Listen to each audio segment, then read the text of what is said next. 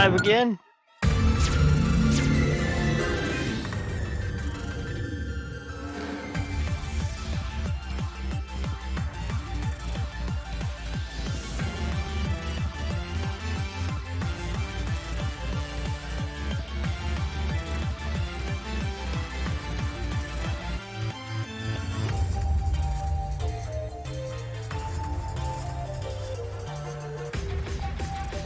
The whole crew?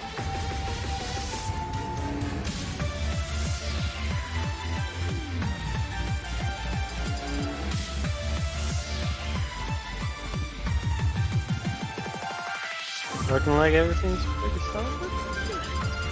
At least audio level, I think.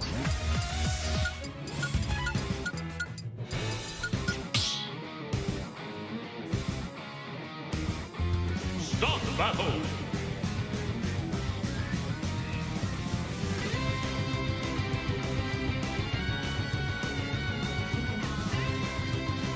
Now the stream's not getting the picture. It's black. Richter, Joker, Young Link, Pokemon Trainer. Well, there we go. Mario, Oh, he's still reading the picture.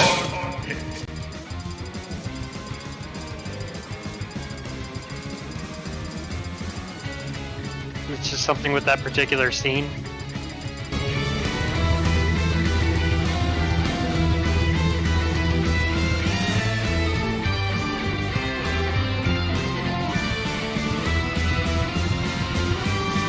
Try and reset the layers. And just rescale it again.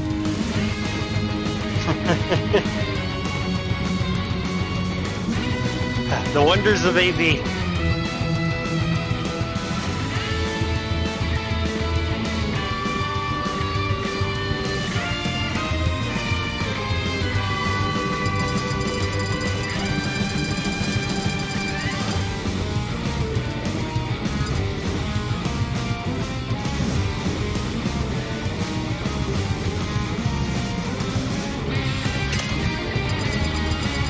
Lucas! The first set then? Alrighty. And then this is a single elimination bracket. This game's best of 3 or best of 5. Got it. 3, Alrighty. 2, 1, go! This is mess up from the usual best stage everyone starts at. Okay, got solid stock or got a good percentage advantage. Good out shield up B, getting the early percent for LosPanchos. The important set is the last chance they've got to get in, so they're gonna have to play their best, both of them, Snaggles and LosPanchos. Already got a good percent lead, and kind of keeping him in the corner as well. Snaggles gonna get out of the corner. Oh, bad time to jump out of shield. Took a very dominant first stock. Kind of held advantage for that whole 30 seconds. Yeah, Snaggles adapts. Panchos continuing to play the way he likes to play, where he kind of stays in that threat range. A lot of like, I don't know if I want to say fear or respect, because I don't know which right now. But just to sit there and hold shield and go, hey, no, you. Okay, so now it's starting to bring it back. He's got LosPanchos in the corner. I was going to keep him there. Just kind of let him jump through. Catches his jump and tries to catch his subtle landing. But he's not committing yet. He double jumped away, so he doesn't fall into the free. Ooh! He was going for like aggressive like counter options there, hoping that LosPanchos would go in, and then he just wasn't spaced right, so he got hit by the up smash.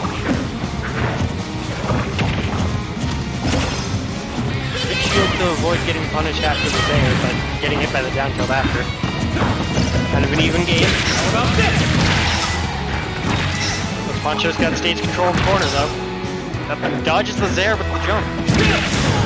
It could fall out on the approach there as well there. And great edge guard going in deep, doing the run off back air. Just so he can be turned around, because then back air will be, like, his draw will turn around when he does back air, doing that so he can be positioned with back air, take the stock, because Spare probably wouldn't have killed. Really good awareness.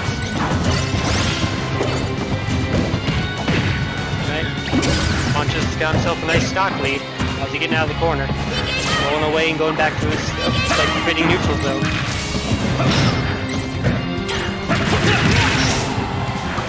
Good call in on Snaggle's approaches. He knows that like Lucas wants to go for these aerials, so he's staying just out of range and winning with his range with the sword. Very good awareness and position. Snaggles is gonna have to like really good like follow up there and good tech chase. Like for every bit that Snaggles is losing like neutral interactions, when he gets them, he's able to really capitalize on them. Like right here, he was able to convert legend to stock. If he can do that again, like I'd still say this game is fairly even. Even though LosPanchos got before I could even fully state the analysis, he just does exactly what he does well. But yeah, he also has the tech chase to take the stock. Not the USDI as Snaggles could have done for that. That's a JV2 game 1 for LosPanchos. And a very well played game 1 by LosPanchos. Like, throughout the entire event, he's like, just all the past events and everything else, he's shown really good control over neutral.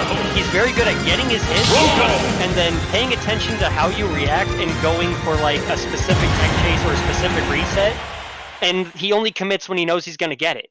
So, like, even though Snaggles was starting to get some better advantage states when he got his hits, LosPanchos was just getting more hits and getting more off of them consistently. That consistency carried him that game. Alright, staying in his patient neutral, just gotta wait and try to whip on him. But good call out by Snaggles for what he's going in for his aggressive offense. Trying to get from there. Catching the rollout grab and getting him off stage. Whatever. Lucas in SLP is tricky. Like, that PK's under hitbox is very deceptive on how long it lasts. And with under Lucas especially, because he doesn't disappear like this, he can do tricks like that and still catch you and drag you in. That is a big percent lead for Snaggles.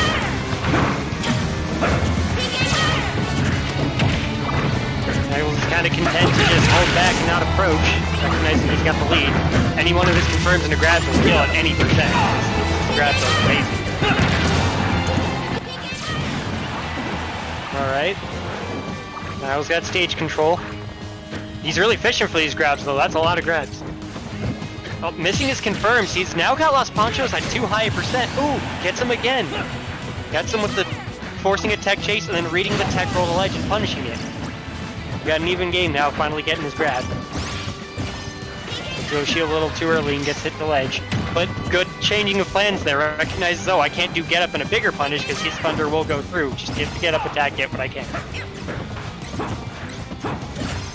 Back to neutral. Those people kind of just throwing out their moves, respecting each other's space and burst options, trying to see if they can get the right option. Catches him jumping away.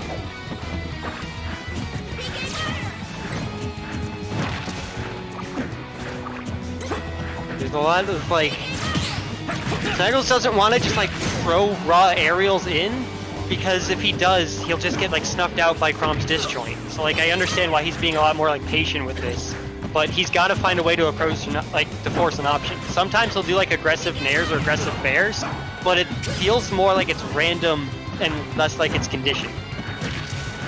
Oh. Very good adaptation there from LosPanchos, but not believing in the read. He recognized, like, oh, I got him in the tech chase situation again. He's not going to tech roll out this time. I'm going to put myself in a situation to punish him going in, but he wasn't believing in it, so he just gets the grab. Good spacing to punish get-up attack. I really like that bait of doing an early freeze, trying to make it think, hey, you better get, like, go low, do something to avoid the freeze. Then switching to the thunder, but not quite a strong enough option to punish the up B. Or rather, the air dodge. Oh, missing both his jab confirms, not going to close out the stock. And wrong direction on the Aether, that's not going to do it either. You have 3 opportunities to take the stock, and all of them have whipped. Snaggles getting 41% off of it. Catching is landing with back air, though, so not going to get a ton of percent off of those misses. Well, expecting the tech roll in. Standard Chrom combo, follow up with the platform, but missing the jab follow up, so not a quite even percent, but brought it a lot closer. Ooh, going for a big greedy play there. He's got him in the corner, and his corner pressure has been phenomenal.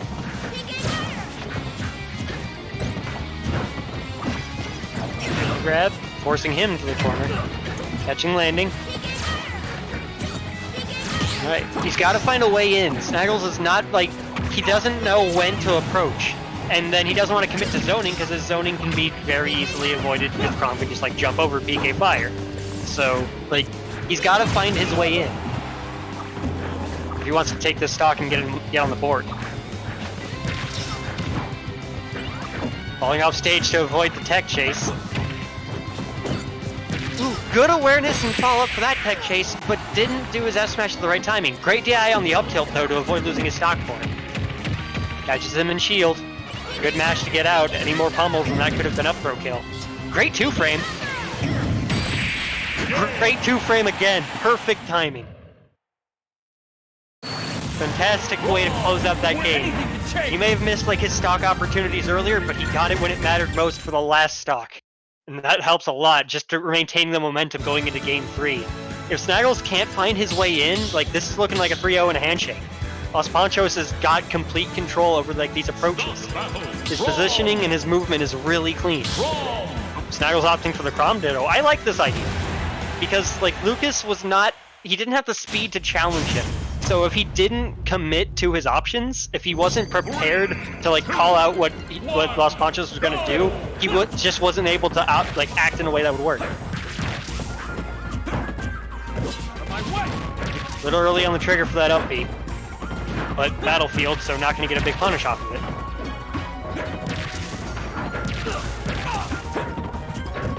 Avoiding the up air combos.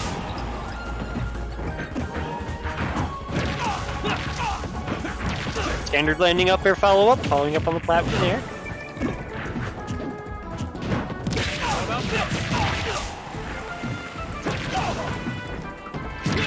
That was a very early air dodge. Good like empty hop from Snaggles, which made him think, oh, he's gonna try to up air me again.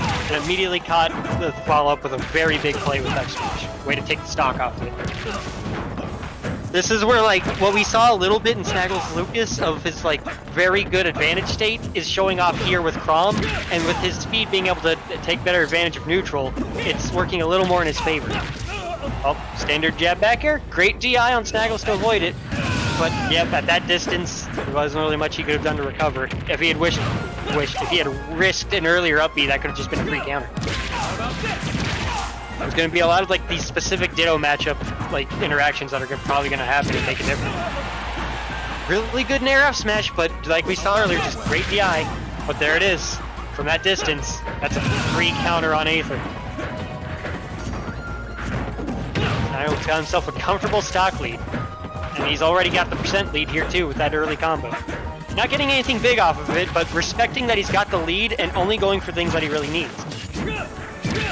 Good avoidance and good punish for that tech chase. Nope. Snaggles has got like control of like his habits here too. Like we saw there, he thought, oh, he's gonna get up, he'll grab, he's gonna shield, I can get the grab. Right there, you got another follow up with the Nair and then knocked him back off stage. Snaggles has got the conditioning he needs to close out this game. Ooh, he had the right read for the get up, but poorly spaced. Interesting interaction there with the double Aethers.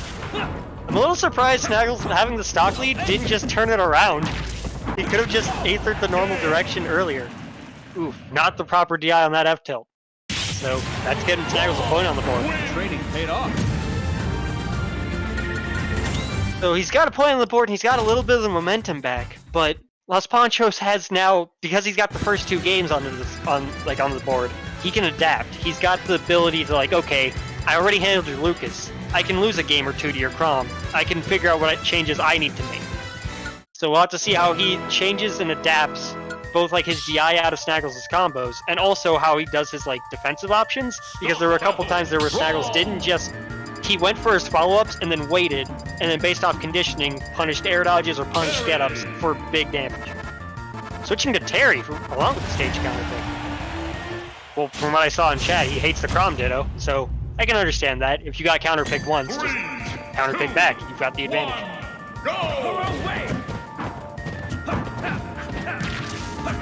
Terry also has the advantage because of just the nature of the character that his advantage state is really good. His combos and confirms are very strong. So he's got that advantage. Standard throw, up air, rising tackle. Good percent. And we're seeing a lot more, again, of LosPanchos' perfect spacing. He's staying just out of threat range, where if you don't commit to a burst option, you can't get him.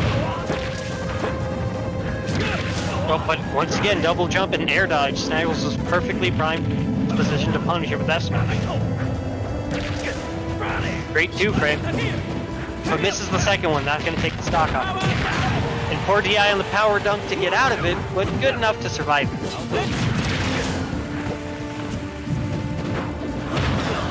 Just run up and grab him through the move. I think he was doing like an F-tilt through that.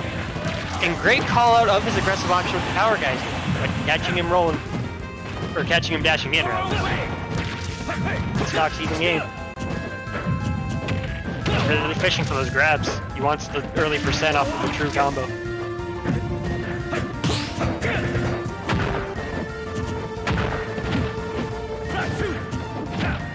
Got all the stage control, but he's missing these confirms into the special moves, so he's not getting the proper, like, big percent he can get off of it.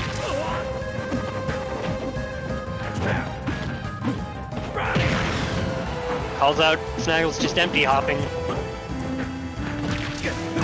Oh, calling out his aggressive option with jab. There's a lot of, like, dancing around the neutral. They're both respecting the burst ranges.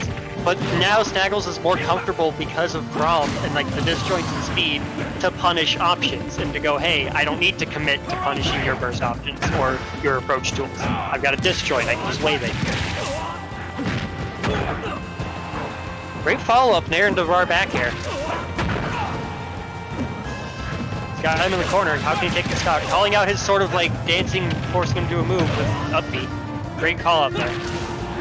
Got his landing again. Really aggressive there, going for the counter, thinking he would go for maybe like a burning knuckle to recover or something. Recognizing that's what Terry probably might have to do, but bad positioning, counter's not going to do it. Terry's got go. LosPanchos can definitely bring this back. Oh, off the air dodge. Great patience from Snaggles to recognize, okay, he's either going to have to go for like an air dodge off of his jump or wait and do his upbeat. And either one, I can try to wait and react for. The option that would have beat that would have been like an early armored up B, but LosPanchos wasn't doing that. He was going for air dodge. Great patience and awareness from Snaggles doing in punish on that. 2-2. This is it. This is the game that matters. Going back to the Crom Ditto. Thinking the Terry counter pick didn't work out. He's got to make the adjustments he can if he wants to stay in this game. Like, this is it. There's no ifs, ands, or buts. The winner of this game stays in bracket. The other person's eliminated from the event.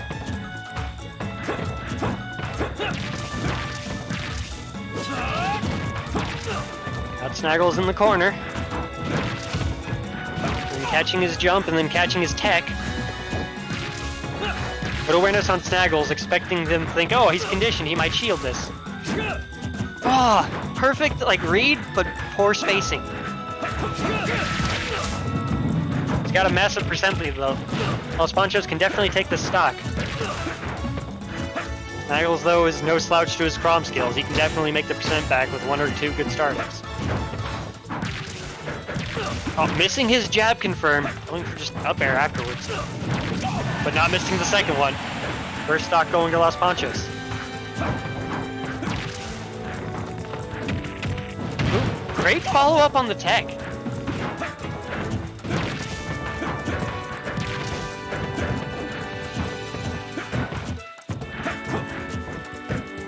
Players just kind of throwing out their moves, going, okay, what can I go for? Great whiff punish, though, from LosPanchos' part. Good follow-up with the grab.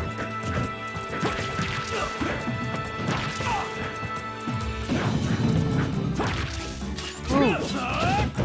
That was a bad, like, reverse. Is that like a reverse jab? Is he going for, like, a standing RAR? Interesting claim from the upbeat. Calling out is just hopping in. This is a heck of a call-out. This is not looking like the first Crom Ditto at all. Like, Snaggles was not getting the big, like, combos that he was getting earlier, and he's not getting as strong of corner pressure. LosPanchos is playing much more of his game. Up, but caught him going in for the tomahawk. Up, but misspacing for the tech chase.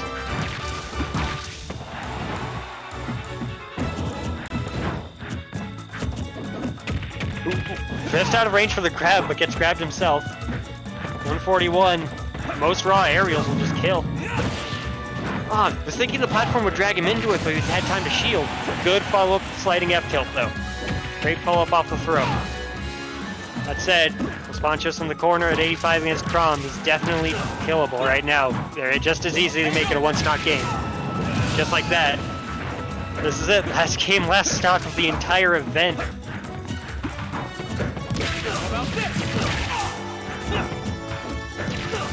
LosPanchos is getting kind of greedy. He's landing with like a lot of aggressive options. If Snaggles can capitalize on that, that'll be huge.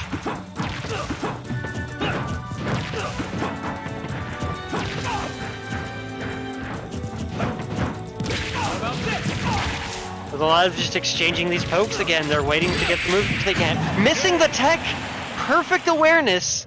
No, thinking, okay, if he misses the tech, I can take a stock off this. Getting the perfectly timed, perfectly charged out smash to take it. LosPanchos. It was amazing. That was LosPanchos, right? Okay. They play similar colored Croms. I had to double check. That was fantastic play. Great adaptation after losing the first Crom game.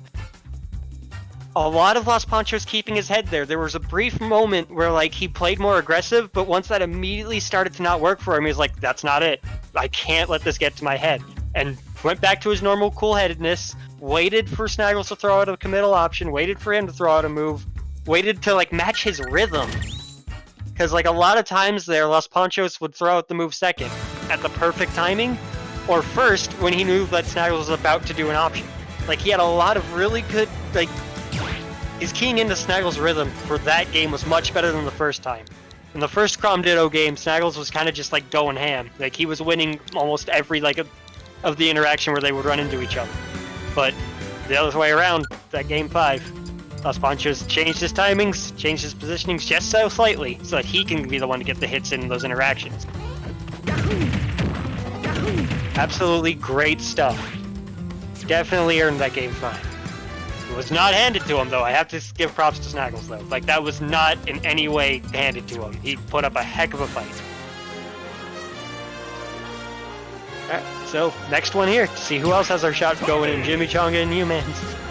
This one's gonna be crazy because of, like, we're gonna have to see how well their optimization is. Because Falco can get crazy combos, Mario can get crazy combos. Both of them are going to have to really be good at that, though. Because, like, Jimmy especially, because Mario's neutral is way cleaner than Falco's because of his speed. Like, Falco's got his crazy jump height, but his movement speed horizontally isn't great compared to Mario. So Jimmy's gonna have to take some adaptations to, like, watch how this matchup goes. That said, Falco's multi-hits tend to do pretty well against a lot of other brawling characters because, like, they're tricky. They last for a good while, they've got landing hits. If you're not careful, you will get hit by them. So we'll have to see how umanz handles, like, what are Jimmy's approach options going to be? Can I shield the right way? Can I space myself the right way to not call him out and just get hit myself?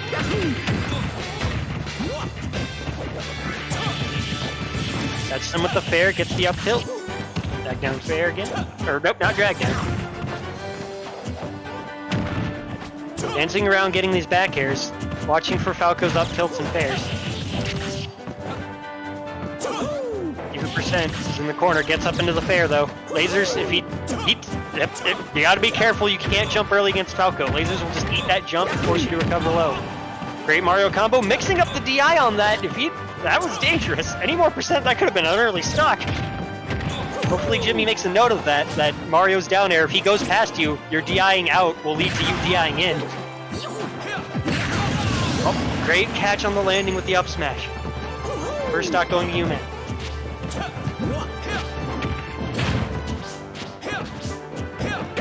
Interesting follow-up after the throw. Down throw at 0, but then just roll.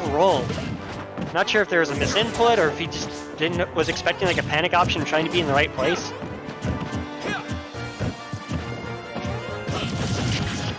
Jimmy snuffing out his jumps, anti-airing with Nair. Catching his aggressive option there with his landing Nair. Jumping away, not letting him get a follow-up after the jab. Early air dodge, but not in the right positioning to punish that with the jumping back end. Jimmy's caught on to uman's jumping habits, but missing his punish there with that up smash and then getting carried off stage for it. Good DI on the back throw. If you DI certain Falco throws the right way, the lasers just won't hit. There's the out of shield option. He's well aware that uman likes to go for these back airs, these up airs, and he can punish that. The back airs. Great extended Falco combo, gets the re-grabs, 62%. Great way to equalize it. Oh, try to go for like an aggressive punish there. Great jab lock. Missing the aggressive option there with, oh, he's not going in for this, I can't F-smash him? Well, what if I wait for this other option and get him there? Good awareness from uman there, saving his jump. And great DIing a way out of that as well. Not letting him get back air after the up tilt, he goes from there. Oh, but catches the aggressive down air, even stocks. Fairly even percents. 15% is not a huge difference. Both these characters get 60% combos. Great awareness that time, shielding the whole fair. And once again, shielding the whole fair, getting a proper out shield punish.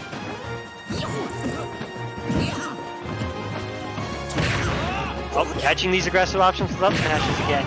And another one. Jimmy's got to watch his landings. You can't just land on uman. You can't land on Mario for free. He's aware of it. Great call out that time.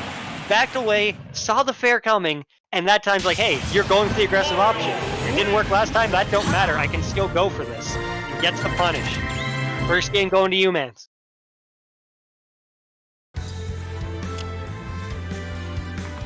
There was really good adaptation from umanz there throughout that set. He changed which moves, like, good adaptation were how he played defensively, but also great play at not letting himself, like, adapt to things that don't need to be adapted to.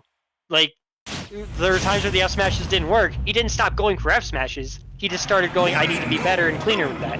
He threw out up smashes because they worked sometimes, but that didn't mean like, oh, I shouldn't do it as much. Great awareness on uman's part to know like, hey, just because this didn't work once, doesn't mean it won't work. Even if he saw it, he's not going to be perfect. We'll have to see how Jimmy adapts his game plan, because if uman's kind of got that that knowledge of his rhythm, Jimmy's got to optimize his advantage state to where he can reliably take stocks instead of just getting percent over 1 or 2 hits. And then he's got to watch his approaches to make them where he can just get more of them that matters. It's going to be either or. Once again, uman's going for those anti-aggressive options. Just, hey, you might be coming in. This will snuff it out with big damage. Jimmy's kind of not like approaching as much. He didn't do that fair in. He kind of just did that fair in place. Good fair there though to catch the ledge. Have to get up there with another fair. He's doing all these run-off down airs. They're awfully early. I don't know what he's expecting. Good awareness on Jimmy's part though, not to try to air dodge or land on him. Phantasming around to the other side. It's recognized like, hey, I can't just land on you, man. That's not gonna work. Ooh, didn't get back air, but got up air instead. I don't know if uman was DIing up, I think, because I don't think back air would have worked. He might have been a little too high, but that DIing up then being his downfall because the up air taking the stock. Great call out there on his landing though. Going down, trying to go for ledge, or maybe go to recover low, just catch that with back air. Pretty much an even game again. Netting the starting there, but not going for anything big, going for just lasers.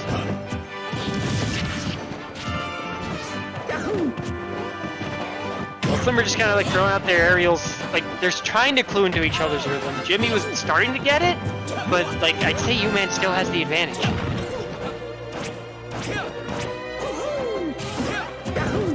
Good on uman stalling there, not risking his jump early when Falco can run off fair that. And great awareness there as well, just I've been flooded, I can jump out of this. Falco's got the big jumps. Jimmy's got to capitalize on these offstage interactions. He's got to like recognize what uman's going for and punish them. Boom, right as I'm saying it. Think you're going to stall with cape again? I can time this right, jump fair, take a stock off. Now that he's got the lead, that takes the burden of approaching off of Jimmy, and that's something great for Falco. He's more than content to like stay out of bounds and force you to overcommit and then punish. Like right there, he held corner. He didn't need to approach. He just held shield. Mario's forward throw ain't gonna kill. And just like that, once he's got the lead, Jimmy's taking full advantage of it. uman hasn't really gotten a hit. Jimmy's taking him up to 79%.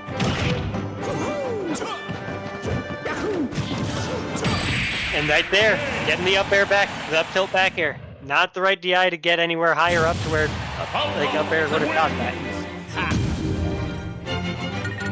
Game 2 going to Jimmy. Great adaptations there. He was able to optimize certain situations into stocks, and then once he got the lead, he played it very well.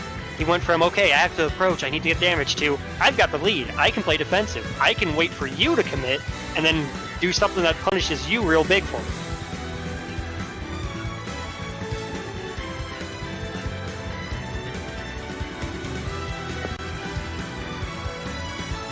So, got a note here that this is the first time these two people specifically, Jimmy and umanz, have ever played in the league.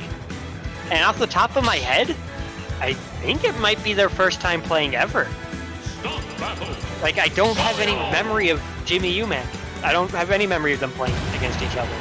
So that said, I have to give major props to umanz for a lot of, like, Falco matchup awareness. There's a lot of things he's DIing very well. 3, 2, 1.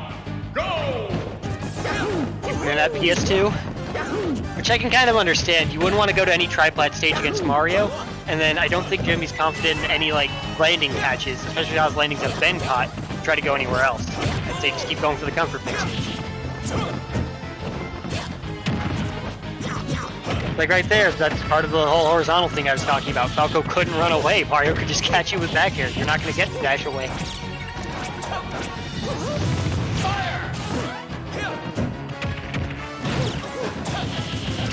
Catches his get-up attack and knocks him back off stage. A lot of these capes I'm noticing aren't just stalling, but they're also preventing him from getting these lasers. Good multi-use of a tool. A lot of these back airs trying to just snuff out any approaches. Jimmy's gotta respect it. Marco doesn't exactly have like a burst option outside of like side B to try to catch it. That's a big risk move.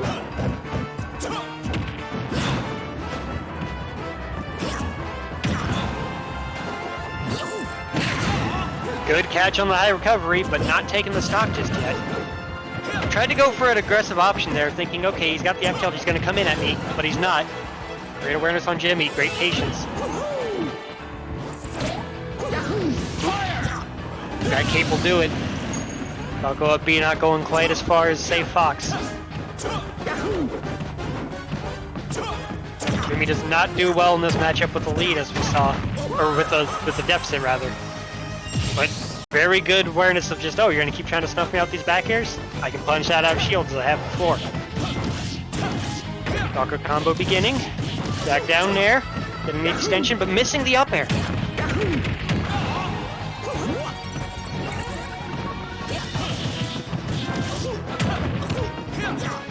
Good follow up there with the down air, but DIing just out to the up air. Yeah, follow up tilt's not going to hit. Again, Jimmy's got the lead. Great timing on that up smash. He's got like that key into the rhythm. Oh, great. Had the read, but poor positioning.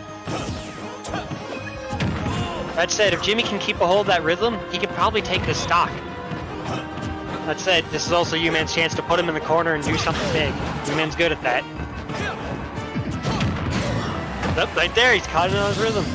Charging the up smash, waiting for him to do a move, and got him out of there. I don't know if that was an attempted parry or if he had gone for like a grab or something, or just mistimed. But right now, Jimmy's got the lead in that rhythm spend. And now that he's got the lead, if he can adapt his gameplay the same way he did game 2, and just kind of let uman come to him. Great. He's going for the follow-up fairs. Even after the DIing out to where it's not going to lead to the grabs, going for up tilt instead. 50%. Good startup for this stock.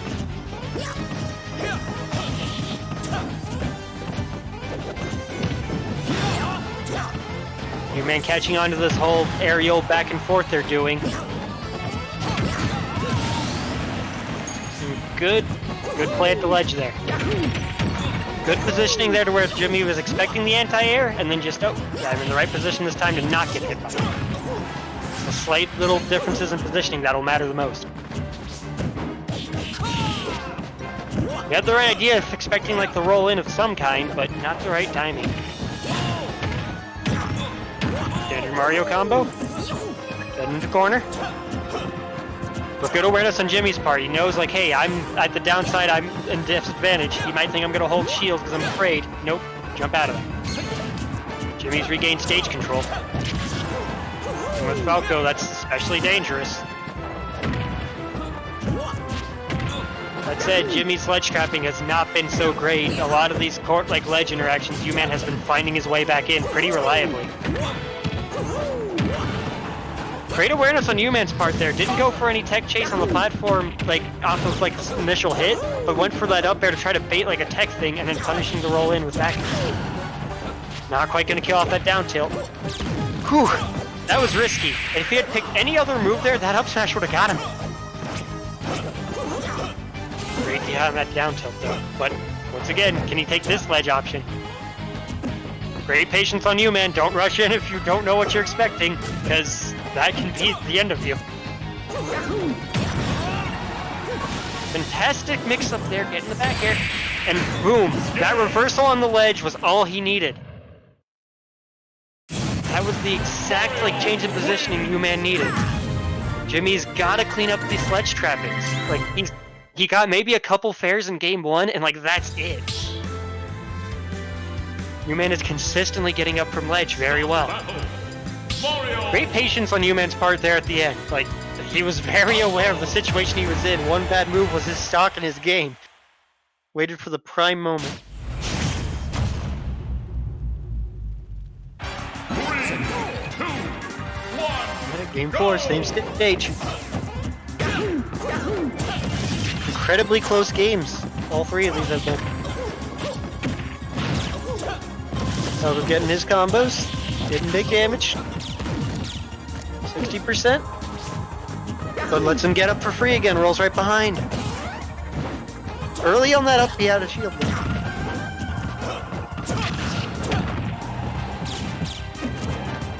Still kind of held advantage this stock, but he's not getting anything that'll take stocks. Winning neutral a bunch against Mario doesn't matter if Mario can just get 2 wins on neutral and take the percents back to normal. Especially with uman, with how efficient he's been. Oh, he's got the platform extension, but jumping away from the down air. It's Falco's strength coming in handy for him. Oof, I don't think he wanted an air. I think he wanted spike down air. uman is expecting something in. He's like, hey, go ahead, play aggressive. I'll take your life for it. Missing his 2 frame and getting punished for it. He's really going for these up smashes. He wants to catch Jimmy going in.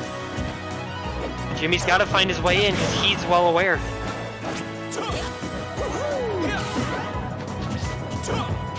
And once again, he just lets him roll up for free. He's got to punish these rolls.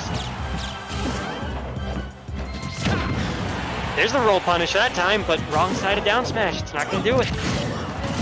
But jumping over the get up attack, that's taking the first stock. But 126, that's 1 smash attack away from losing this one. Tries to catch the jump in, Jimmy only jumping, not jumping in. Great awareness. And just find enough DI at the end for that back air to not kill. Second one though, not as much. Only 18% extra credit, that's not going to be a lot.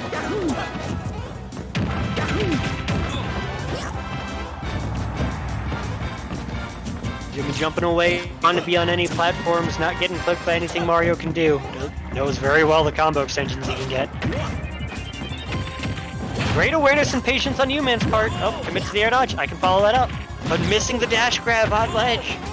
But then Jimmy missing his follow-up off the throw. They're dropping plays. Pull him out a little bit.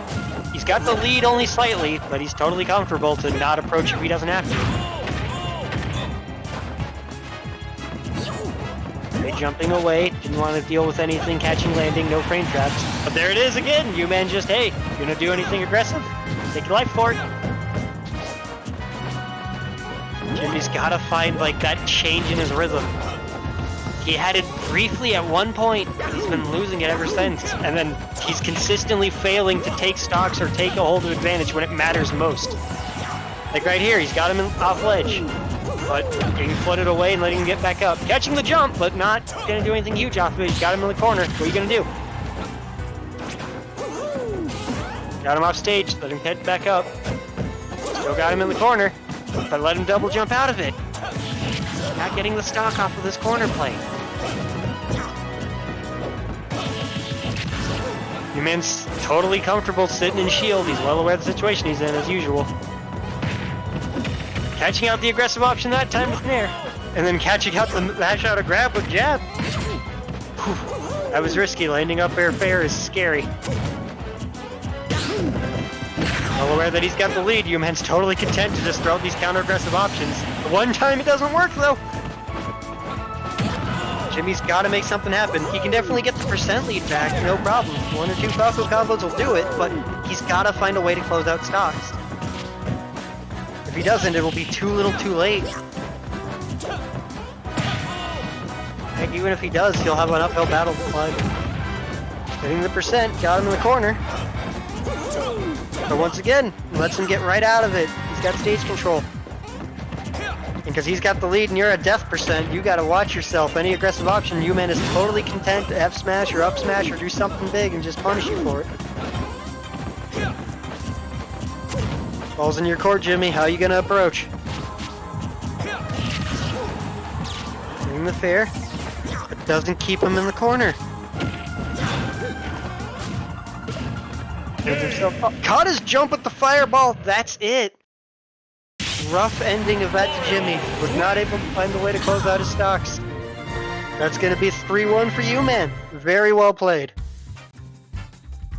In a matchup like that, where both people just had crazy combos, Uman was very good at finding a way to make like the winning plays. He was able to convert like corner plays into stocks. He was able to convert aggressive plays into stocks instead of just more combos or more damage. And that makes all the difference. Doesn't matter how good you can rack up percent if you can't actually like close out the match. So very well played to JimmyChanga. Like throughout the entire event, just gotta say, Jimmy definitely like. I don't think anyone expected him to get as far as he did. I don't mean that as a dig to him. Like, he was in Division 2 and then played out of his mind, pulling crazy amounts of upsets. So he definitely earned his way up this far. Like, he definitely, like, put his name on the map. Incredibly good. That said, though, that's just it. That's knocking him out of the event. So now here we are. Got our winners finals. Winner of this makes it to the top 8. Loser of this is eliminated from the event. Start the battle. Right? Mario. Winners finals? Oh yeah. It's double elim, right? Okay, I thought it was single. My bad. Super wrong, y'all. I was saying the heck of a wrong narrative. 3, 2,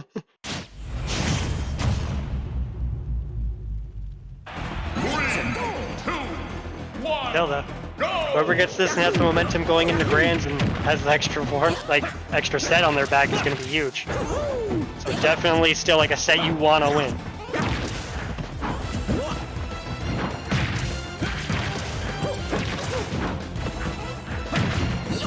We'll have to see how Uman kind of adapts to LosPanchos' neutral style. Because like he's got that patient, great, absolutely phenomenal play there by Uman. He knows exactly, like I was saying earlier, how to get things that convert to stocks, not just damage.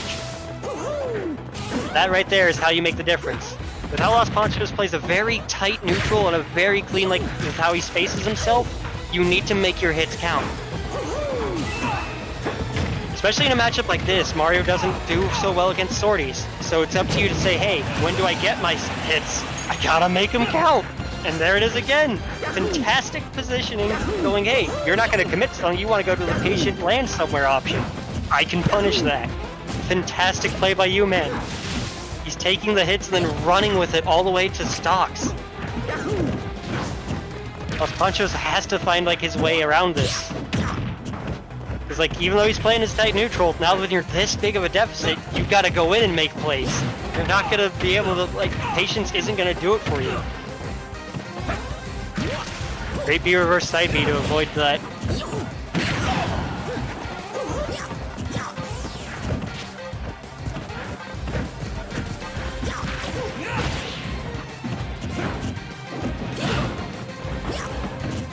I'm about Got him in the corner. Great awareness of the timing of like the ledge invincibility, and they're smacking him off for it. Absolute great awareness that, just calling you out at ledge. Amazing 3-stock. Dominant first game to umanz. Just absolutely in control that entire game. Wasn't falling for any of LosPanchos' neutral tricks. And then just, again, every hit counted. He got a ton of early stocks.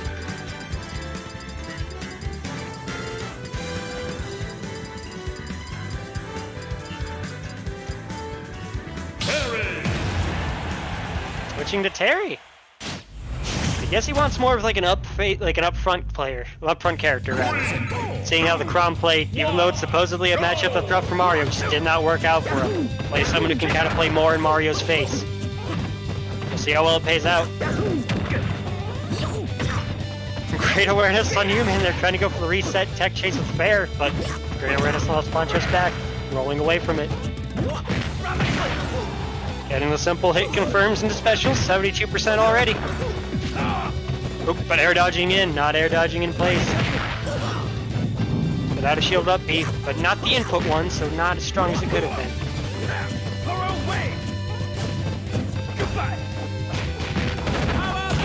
Was he DIing the power dunk? Enough to live. Not enough to break out, but enough to live. Great parry, but he's not DIing in, so he's not going to get caught in the rising tackle.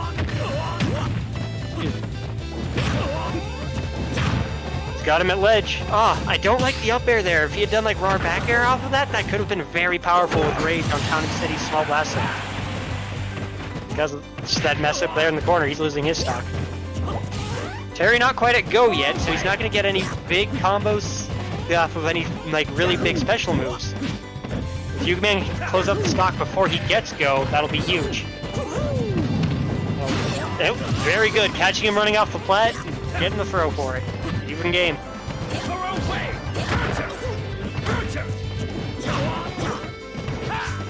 Trying to knock him off stage with a throw to bear, but not getting it. 71% after catching the landing with power charge. umanz getting off the ledge, but great awareness on LosPanchos' part there. Just he's gonna try to catch me for an aggressive option. I'll snuff it out with an air and then get my follow-up off of it. Great adaptation there, but missing the second up air. That could have been stock. Power wave, big damage off of it. No percents for both players. Oof. Up tilt Buster Wolf. Probably hoping for up tilt power geyser, but I think at this high percent, that wouldn't have been a true confirm. Tries to call it the aggressive option. Gotta respect Terry with go. Heck, you gotta respect Terry at 153 anyways. He's got like 5 burst options on all take stocks. Great awareness of his poor out-of-stage options though. He's gotta recover with a special move of some kind. Run up and back air. 164. umanz can lose his stock at any point, but you can also take you can give a lot of percent back for this. Trying to catch his aggressive options with jab, because jab will confirm to something for stock. He'll catch whatever Mario's trying to throw in. And there it is. That's the first option I'm talking about. Dash attack will easily take stock. Good mix up with that back air. But very early on that up shield. But missing is confirmed. Great DI on the down throw from umanz.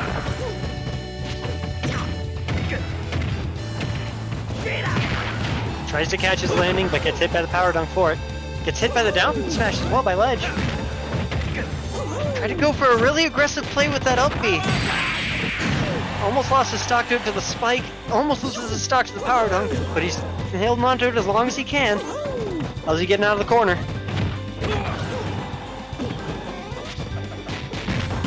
That was a very early air dodge, but good DIing out for the rising tackle. 96%.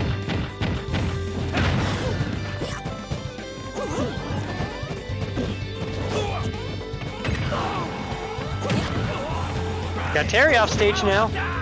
Mistimes his back air. And this is punish on the roll in, but catches his aggression with the up smash. He didn't even commit to a move. Oh, he was just about to commit to dash attack. We look back at the stream. He was just about to dash attack him, catches the aggression with up smash. Great play by umanz there. It doesn't matter how high your percent gets if at the end of the day you can make it matter in the end. I'm being redundant here because I'm a little tight, because that was an incredible play. Fantastic awareness. Thinking, oh, this is the time Uman has played very well on like players' rhythms, because a lot of characters like Mario, where like your frame data is great, but not like insanely good, and where like not everything is really safe. It's up to you to like make everything be good at where you are in like reaction to people's moves. It's like, oh, my back air doesn't beat moves because it's not disjointed. I need to do it at the right time and place. Fantastic play by that. And then, in the time it took me to even say all that, you just took a stock. Fantastic flood and cape, just the prime Mario edge guard. It's a heck of a way to start game 3 when you're up 2-0. Got him in the corner, but even percents, if you'd blinked, you'd think, oh, it's an even game, until you look at the stock count. And shields at poor timing out of the jab, though.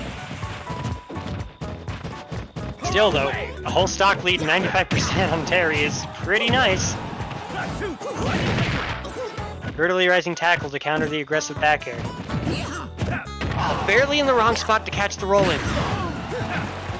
But catching the landing. And catching the aggressive option there as well. Uman is doing a fantastic job of getting into these rhythms. Right there, gets the 2-frame back air.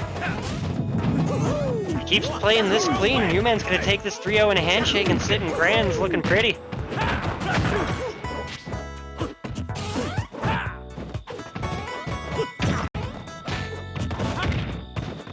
Gets out of the jab. Trying to do the cross-up, so jab's not gonna catch him. Great awareness on LosPanchos' part. They're dodging in.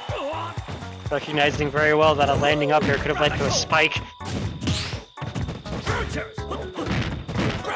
Man's totally content to play kind of patiently. He jumps in there and gets caught for it, but he's not being... Ooh, catches the jump in! Going for a big play there because he needs to get the stock back if he wants something. Doesn't get caught in the up B, but misses his down throw follow-up. Tech base on the platform, not really doing anything, not doing any favors. Tries to get 3 landing catches with dash attack, only gets the 2. Terry's got go. Like, 40% may not look like much, but if he can get out of the corner, this is totally like able to be brought back. That said, Uman has shown incredible prowess at catching aggressive options. Right, there it is. Waits, catches you overcommitting with dash attack. Perfect punish out of shield. 3-0 and a handshake. Uman is gonna sit there looking just as happy as a clam. Great winner's side grand finals with a 3-0. T&P, you got yourself a scary player.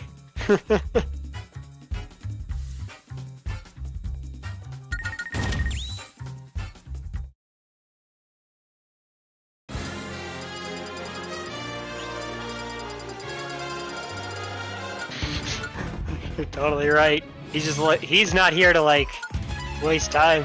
Uman is here being like, yo, it's like a school day tomorrow. I gotta just get my top 8 spot and go. Hear me? He's playing like it.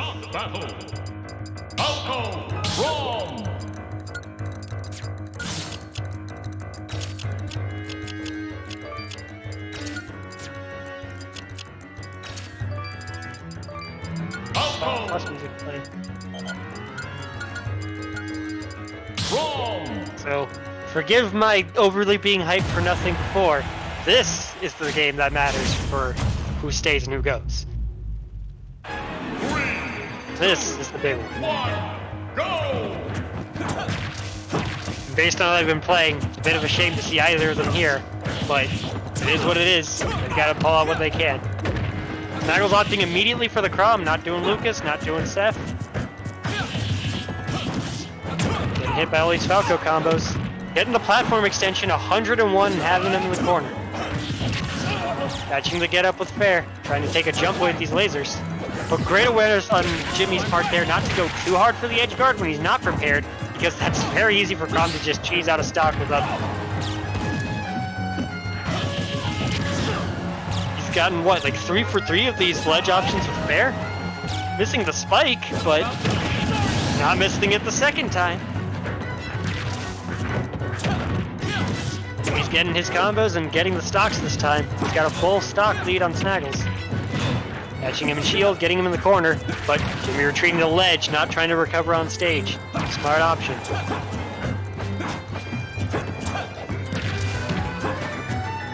Right there, DIing out so he bounces off stage, doesn't get caught in a tech chase at tilt.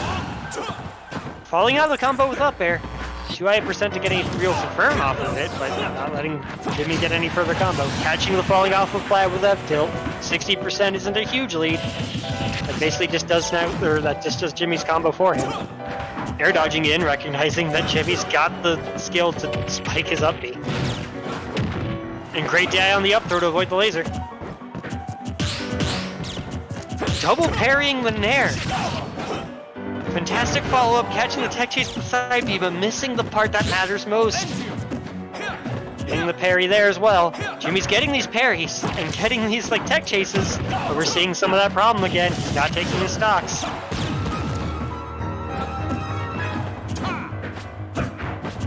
Snaggles hasn't found his way in the stock yet, so it's totally fine for Jimmy to just keep racking up percent, but all it's going to take is one or two problem combos and then one good tech chase, and then Snaggles can take a stock back because Krob's got crazy damage.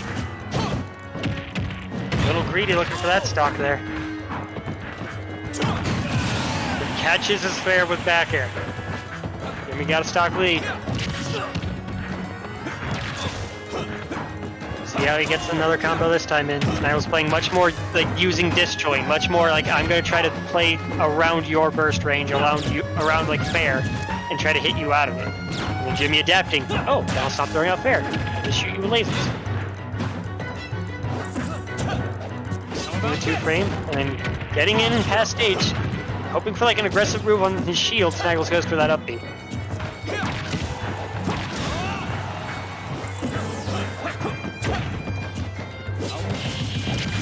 Baits the out of shield option and then punishes it with fair. But doesn't go for a big play to catch the recovery. How about this? He had to air dodge in early from that distance. And then Jimmy's great awareness to catch that 2-stock Jimmy.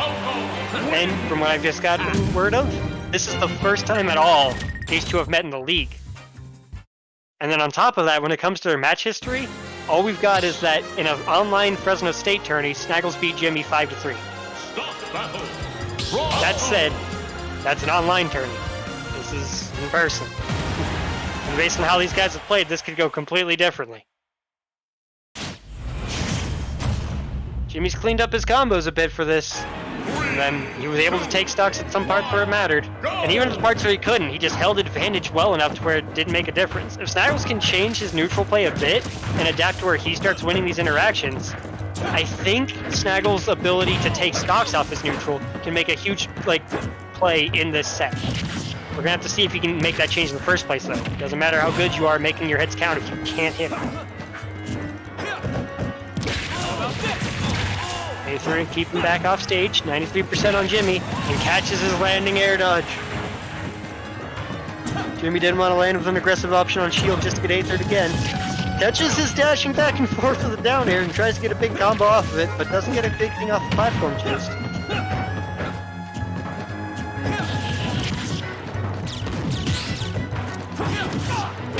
Catching his pin, going in with fair, getting classic up tilt back air. Ooh, not a good thing to go there, Jimmy. He wasn't gonna snap ledge from that distance. Great awareness on Snaggles' part there to catch the aggression. Slurring a bit. Snaggles getting a little antsy though. He's got the lead, so he can afford to do it. But that's one Falco combo, and for one for armor, that could have been real risky. Because he's one good combo or one really early spike away from an even game.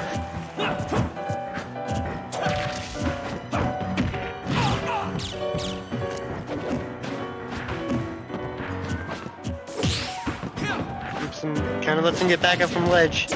He's really antsy with these up Bs. Jimmy's getting punishes off him. Catches your platform tech. kind of trying to zone Jimmy out with a wall of swords. Hang out from the up tilt, so he's not going to get up tilt back aired. Up tilt there instead, just percent. Now it's catching these aggressive options, and you can't risk that right now. 112 is not a time where you got to make bad plays. Any up tilt will kill. Snaggle's well aware of that, swinging that sword like there's no tomorrow. And there it is, just like I was saying. The only reason I didn't take stocks is the wrong side of stage. Jimmy not even wanting to risk any sort of punish on that side beat. An early release, and that could have been real big. Good parry on the get up attack. Good punish on it, that'll take the stock. Not the best punish, but if it takes the stock, it works. 147. This is like any touch killed percent. And just like that, right as I say that, Snaggles goes, hey, touch. Anything can change. As you dashing back and forth, thinking you're safe. Nah, man, sliding F tilt. Amazing burst option. 1-1.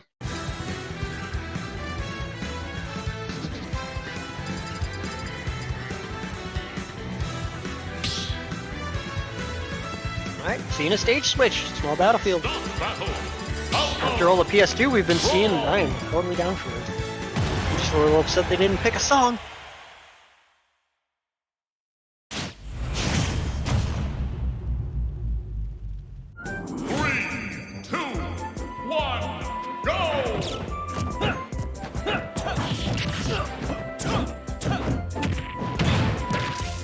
Snaggles being the one to get the first combo. Missing the catch of the landing air dodge though with that mare.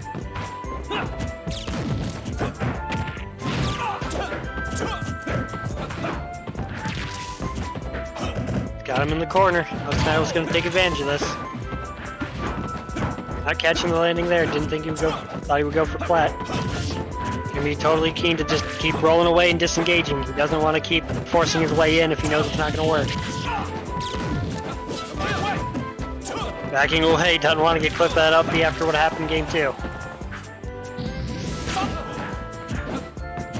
Jumping away, he's not scared, he's not panicked, he's not going to sit there and hold shield. But missing that spike, not quite the perfect positioning. You got to be optimal on those spikes if you want to get these early stocks on Kron. Even if you got it once isn't enough if you can't do it more.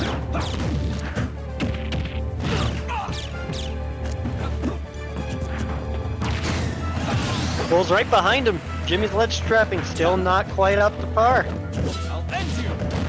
And Snaggle's still. Oof! That's Falco up smash for you. That thing is that scoop box is a little sad. Interesting trade with Fair there. Just grabs him out of the Aether. Armor would have gotten out of most anything else. Catches him going to play. But he's got him in kill percent, but he's got to get the kill.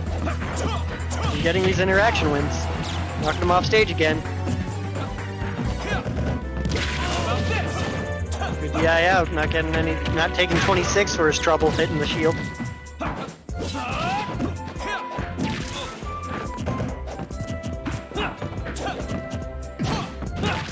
Tries to catch him going for like an aggressive back air. Snaggle's totally content to be patient and punish that up smash. 172. DI's the back throw, not getting hit by the laser. Up tilting the get up attack. Don't like that. But at least he got the landing with up air. Get up attack's real unsafe. That's something you can punish with way better options. And at like 180, you should be getting stocks off of shield and get up attacks. Catches his get up that time. One good combo, he evens out the game. That said, even though the game's even in percent and scoreboard, it's still pretty much in Snaggle's momentum. Jimmy has not shown adequacy in taking stocks. So where right now 94 is danger percent for Falco, 92 is not danger percent for Kron.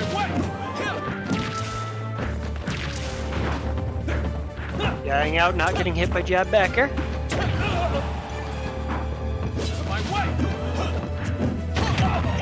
There's the adaptation. There's the, hey, if I can shield get up attack, I can take stocks off of it.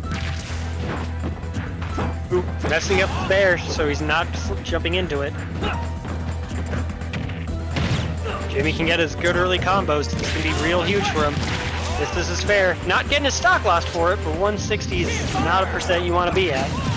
Because it's exactly that, just gets swatted. Even game.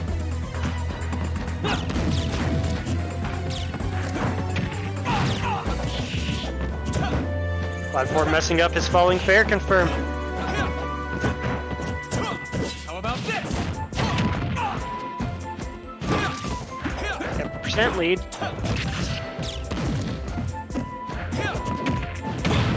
Catching his fares. Jimmy's doing his fares at ledge as usual, but Snaggles isn't getting hit by them anymore. That was a game 1 trick. That ain't gonna work game 3. Rolling right behind. Catching the spot dodge with side B. Got you off stage. Not quite getting the spike though. Catching the air dodge in. Air dodging in is not a safe option. That is super punishable on landing. And there it is. Catching his ledge get up. Getting jabbed back air. Snaggles keeping a cool head, playing really clean corner play, and holding advantage that whole stock until it leads to the last stock. Game 3 going cleanly to Snaggles.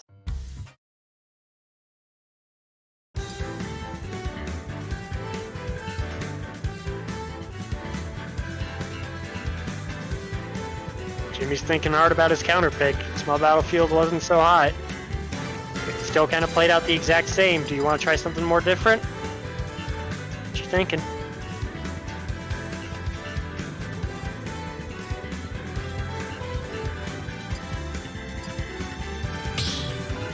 Running it back. Can he make the adaptations? His combos are still working, but he's not taking stocks. That's the problem for the night.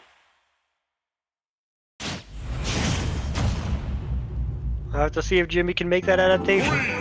He's shown it in him before. He's gotten early spikes before in the one day, like the one part of the division where he got like most of his crazy upsets. He was taking stocks with like up tilt back airs and spikes and all sorts of shenanigans. He can totally do it, but he's gotta find it. Gotta dig deep and pull that out.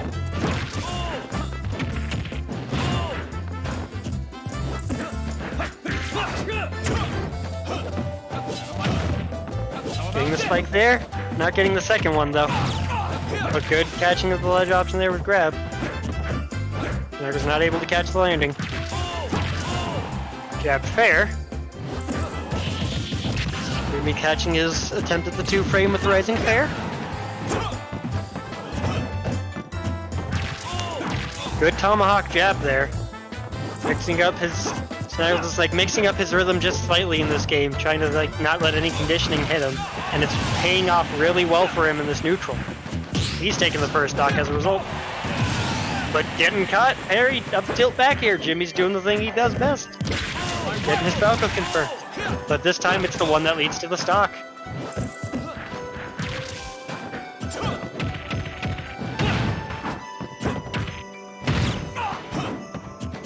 Missing his follow-up off of the grab, only getting 7% off of it. That's real rough. I'm missing the second one off of the fair though. 45, got him off stage. Getting him with the spike again. But not getting him with the second one. Falco jump being a little too high. But he's catching these ledge options now. He's not turning them to stocks, but he's keeping you off stage. Fair working that time. Snaggles out of a jump. I'm pretty sure that's it. Yep. Good awareness on Jimmy. Don't even gotta overcommit. Jimmy's taking stocks. That's the thing that makes the biggest difference in these sets, is he able to close it out? And this game he is, and that's why he's got the lead. Just rolling right up into the grabs. Snaggle totally content to keep you at ledge. Not letting himself get tech chased though. Missing the momentum on jab back here. Oh, but that's definitely it. Shielding, rapid jab, that'll definitely be a big punish. Especially on Crom, who could just smack you for it with big range. With the up B, so he's not going to quite get in the situation where he can just be repeatedly spiked. Jimmy's landing these spikes much more consistently now, and it's paying off in big dividends. Tilt back here, 90%, have him at ledge. Aggressive fair, try to stop him from going out after him. Snaggles is getting antsy and he's out of shield options. Jimmy's starting to get pretty consistent up tilts on his shield. Catches this jump in. The one time it matters most, Jimmy doesn't wait at ledge. He doesn't go for big spikes. He doesn't run off fair. Saves that trick up his pocket for the time when it matters. This is it, game 5. This is the big one. Like, this is a little scary.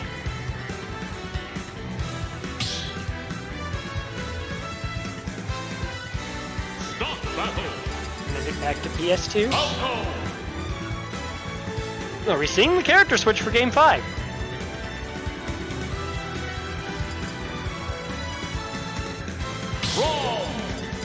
Okay, we're not. That said, let's see how this pans out. If Jimmy can think, if Jimmy's changes for stock taking works just as well as it did last game, this will be a 3-2 going to him.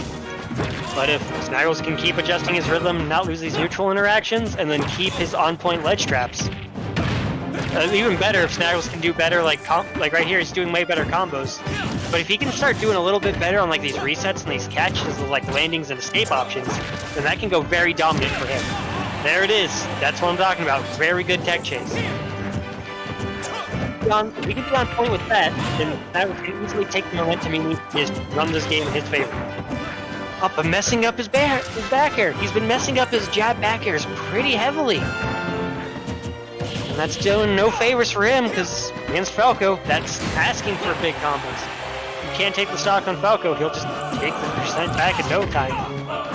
Got you sleeping with that side B. Now he's got stage control, and you're at 75. And Jimmy's doing what he wanted to do after game 4. He's getting the spikes. You went from having a dominant, grasp of that entire first stock to losing stage control to losing your stock at 70. That is rough. 151. Almost anything will kill. Snaggles throwing out kill moves. But Jimmy's not playing aggressive. We saw a bit of it in this set with you, man. He's totally content when he's got the lead to let you come to him. And then with Falco, you come to me at the wrong time, I'll get a big combo off of that. Catching the Aether up tilt back air, almost killing because of the rage. Catches the air dodge. Oh, but doesn't catch the second air dodge. That could have been stock. A pro will kill at 160, especially with 100% rage on Krom. But still, Jimmy has got a firm grasp of momentum here. And with how he was taking stocks this time, that can be huge. Still looking a little low. Get him off with up B. But we're seeing it here again. Jimmy's got the lead. He's totally content to play patiently and wait on you. Catches your panic. Nope, you're defensive. You're afraid. You shot dodge. Take the stock off of it. Jimmy's made the adaptations and is taking the stocks, and that's paying off so well. He's got a firm lead on this game, and he's totally content to play with the lead. Ooh, don't like the parry there. I know you want to go for the power move, but you don't gotta parry Aether. And then making a bad play on ledge leads to even out the stock. Snaggles no slouch making the comeback. Last game, last stock. Good parry, good follow-up. Get him off stage, get the percent. Catches the aggressive going in for the reset play there, though, with the Aether. That's 20-something%. Catching the Aether on shield. Percent's even. But Jimmy at the corner. And this time, Jimmy doesn't have the lead. That was going for a shield break, going for the down B there. The down B of side B. The laser caught his jumps. And he did the up B thinking he was close enough. That sucks. That's really rough. Oof. That is a rough one. What a way to end it. Absolutely fantastic adaptations on JimmyChanga's part. He was fixing the problem he was having throughout the day. He went from doing really good confirms and percent to taking stocks when it mattered. And then after he had that momentum to take stocks when it mattered, he just kept going with it. He was getting spikes, he was getting up air back airs at 90, he wasn't letting people live to 160, 170 consistently anymore. And it was making all the payoff that he needed. So here we are then, Losers Finals. Winner of this goes back to fighting you, man. Pokemon Trainer, Falco! starting off with Pokemon Trainer. LosPanchos digging deep into his pocket of characters. He's played a bunch throughout this bracket. And for the most part, it's paying off decently. 3, 2, 1, go! Even if he is in losers finals, he's in losers finals. He still has a pretty solid shot. But now Jimmy's got his momentum. He's still got his clean confirms. Let's see if he can use that newly found momentum and stock taking power against someone like LosPanchos. Squirtle combo evening out the percent immediately. This is a bit of a risky matchup between the two of them. Squirtle's got better neutral tools because of his speed. Good 2-frame, but doesn't get the Ivysaur switch down air in time. He's not able to turn that ledge into the stock. Missing the confirm off the Vine Whip there too, so once again, getting his hit, but not getting able to get the stock. Catching the landing with Bullet Seed. I think he tried to expect him to like air dodge or something out of the Bullet Seed, because that would have gone right into the Vine Whip.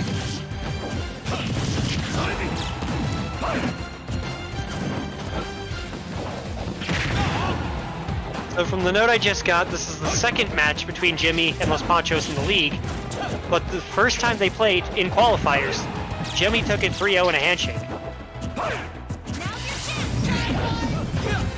So we'll have to see how he makes the adaptations. LosPanchos is still playing as clean as he usually does, but he's gonna have to pull out a little bit more than just clean neutral and solid tech chases, especially with someone like Pokemon Trainer, if he wants to like make a big play and bring out something different from last time. He's really fishing for these kill moves. Finally lands one. Dashing F-tilt. You see a bit of the Crom in the Charizard, but Jimmy's totally content. Just, hey, do something out of your shield. I dare you.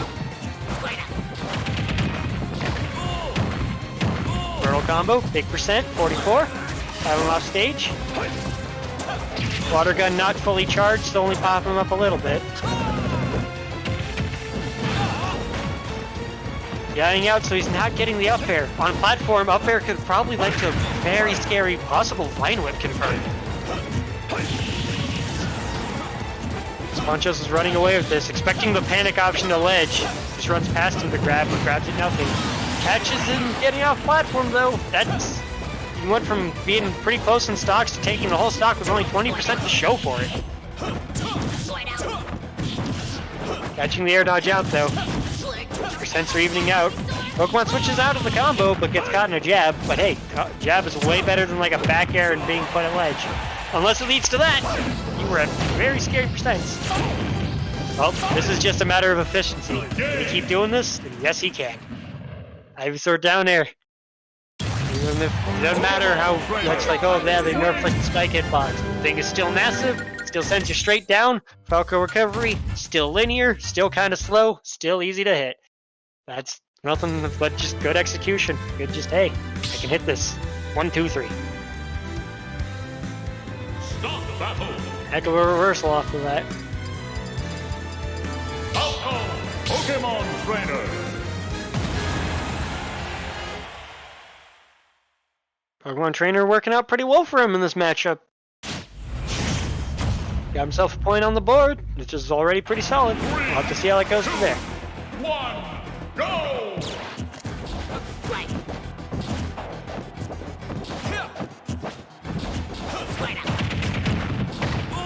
Squirtle getting his combo first. LosPanchos knowing exactly what he wants to go for. 43. Squirtle's smaller size and movement just makes him far better at playing the neutral game. Oddly enough though, can't duck under lasers. You're just a little too big, Squirtle. DI's up and out from the second throw, so he can't get clipped into the fair. 71% has him off stage. Doesn't catch him on the platform though. Tries to catch his jump, but Jimmy hanging in shield. Oh, aggressive up B. Very good trick up Ivysaur's sleeve to go, hey, you trying to stay at ledge? Trying to ledge trap me? Nah, man, slap. And now Jimmy respecting it, just holding shield. Getting clipped for it though. Ivysaur's got a ton of tricks in the Vine Whip. Depending on how you GI, you can switch up his Vine Whip to the right spot to catch him. Ooh, heck of a reversal. Is he doing it again? Misses the third one that time. Jimmy might have to watch how he plays his edge guards here. He went off stage for that, trying to catch the tether with Bear, and it just didn't really work out. That was very dangerous for him.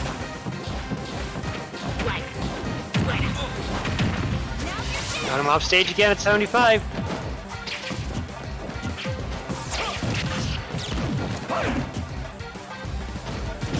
He's really respecting that vine whip. He's just sitting in ledge at shield. Sitting in ledge at shield, yes. He's really respecting vine whip. He got hit by it once, he is now on hit by that mess again. I think he went for it again there and he caught it. Fair. He's kind of keeping him at ledge. He's not getting the stock for it, but he's keeping him at ledge. Hey, those only counts in horseshoes and hand grenades. You've got to get the stock off your ledge traps. Catches you retreating after your jump at the bear. You cannot jump for free above Ivysaur. Above Ivysaur is not safe in the slightest.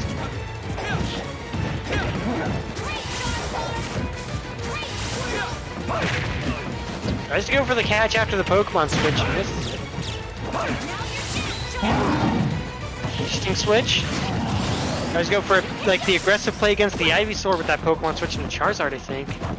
And I don't know if it was that or if it was trying to go for ledge, but either way, Jimmy's well aware, shielded, punished it. Catches him out of the switch, gets him in the platform, catches him out of the switch again. You're not switching out of these combos as well as you like. Yep, switching back to Squirtle. Don't want to stay in Charizard against Falco at low percent. That's begging to get comboed to all the way to 80 or something. Shoots him right out of the withdrawal.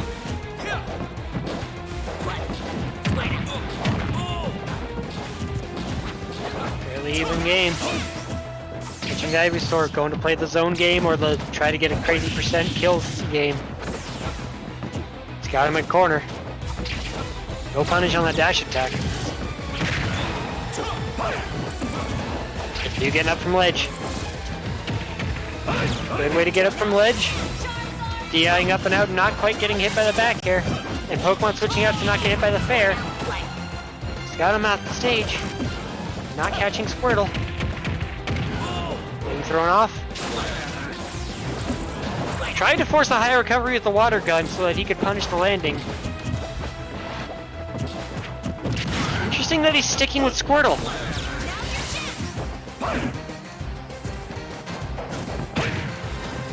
Not a bad time, not a bad idea, but bad timing to go for that fair. Alright, Jimmy's gotta watch out. Sliding F-tilt could totally happen here. Oh, not even sliding this time, just see it in place. If there's one thing that LosPanchos has proven he's good at, it's when they're playing these high percent dash back and forth games, he's very good at keying into the rhythm and going, when do I pull the trigger, when do I take the stock? He's consistently done that. That is not an interaction you want to be in with LosPanchos.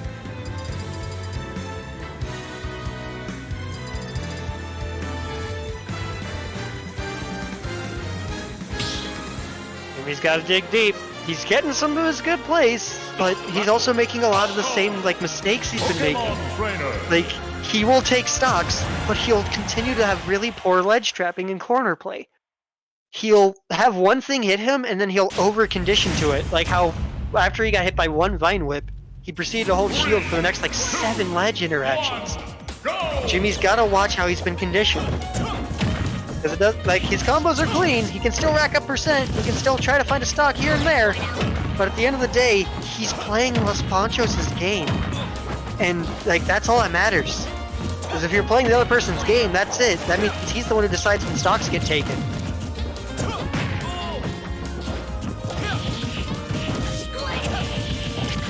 Getting the early percent lead, rather big. Going real deep off stage, trying to get him. LosPanchos fully aware to just drift out. Catches the jump though, getting the first stock. If he can keep this momentum. He's got to dig deep though. Falling out of the back here, not quite getting comboed for it, 50%. Has him off stage, recovering high, missing the grab on the high recovery.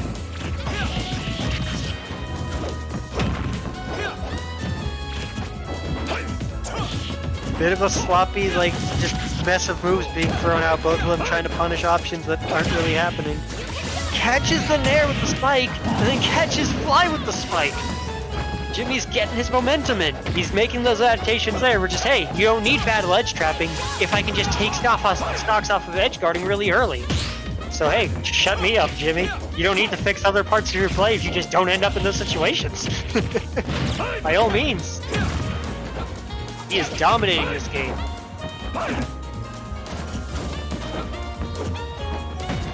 He's got him in the corner here. And risky going for that F smash. Still though, when you got this big of a stock lead, you can go for big plays all you want. Up throw. Pokemon switching out, but catching him there. Tilting there. Not going for a big punish on the troll, just get the percent with lasers. You got the stock lead after all. Get up attack to catch Jimmy's aggressive option. But he air dodges out of the landing attack into the down smash. Drag down and down tilt. That is a 3 stock for JimmyChanga. You know, Had enough already? you don't need to worry about having not great ledge trapping and corner play. If you just get kills off of edge guards and you just get confirmed, other confirms, like you just get clean confirms at other percents. If you end up in these situations where you aren't losing, you just won't lose, I guess. Like it's silly, but like LosPanchos is winning specific interactions. That game, none of those interactions happened. Jimmy just did not let any of that happen. And because of that, he was like, nah. I don't want to get hit by these confirms. I don't want to have to worry about ledge trapping. I'll just take stocks other ways. And it paid off real big. That said, though, that's a huge momentum shift, but it's up to him to find a way to dominate neutral to keep that up, and that is not easy to do. So even though he's got the momentum in a rather tricky way. So you'll have to see how he holds it. Again, LosPanchos getting the early combo. Pokemon switching out. Squirtle gets the 0 to 60 and gets the heck out of it. Pokemon switches out of the combo, but now you're Charizard, which means even easier combos from Falco. Tries to catch the landing, but trades, but even at the percent out of that entire interaction. Squirtle's not going to get any real confirms or combos after 60%. Catches the aggressive option with that up air. This is his side B there, but well, Jimmy not really punishing. Even game. Letting go shield a little too early.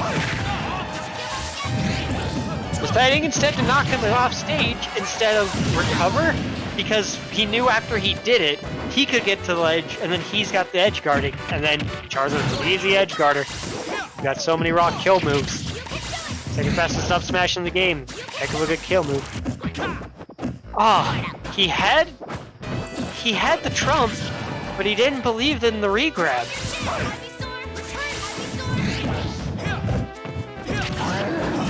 Drifting out after the fair, not to get grabbed, and then trading with back air, so hey, take some percent, but kept the stock. That's pretty good. He's not holding the momentum as well this game as he did last game, though. Jimmy may be fighting for it, but the last games that they were fighting for it, that was something where LosPanchos took the lead.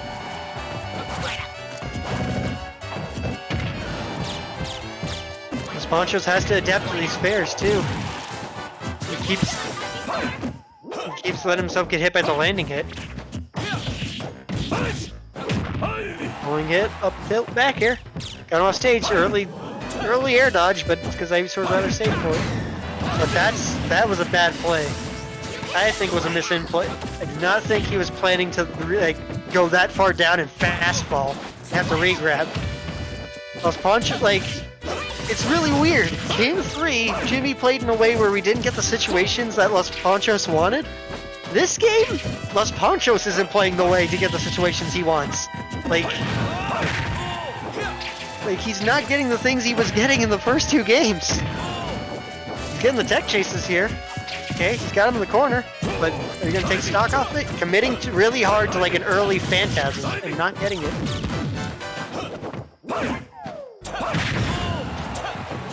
Trading with up B. Just raw up B to smack him out of the air. Spend your invincibility on. Switch to Charizard and grab ledge. I guess if you're confident in Jimmy's lack of ledge guard, ledge trap, and edge trapping. Really bad DI on that up there, just taking the stock. That was a messy game from LosPanchos. Had enough already? He was not playing neutral as well as he used to. he was still getting his occasional confirms here and there, and he had a couple clever tricks that worked out for him. But like, really bad options were chosen, and a lot of like things were dropped. Like that, the fast fall from ledge that forced the regrab was not a good play. LosPanchos has got to like slap himself a bit and be like, "Yo, the heck you doing? Go back to how you were playing before, because it was working just fine." And it looks a little bit like Jimmy's game 3 might have been a bit of a fluke. He did not play that dominant this time around.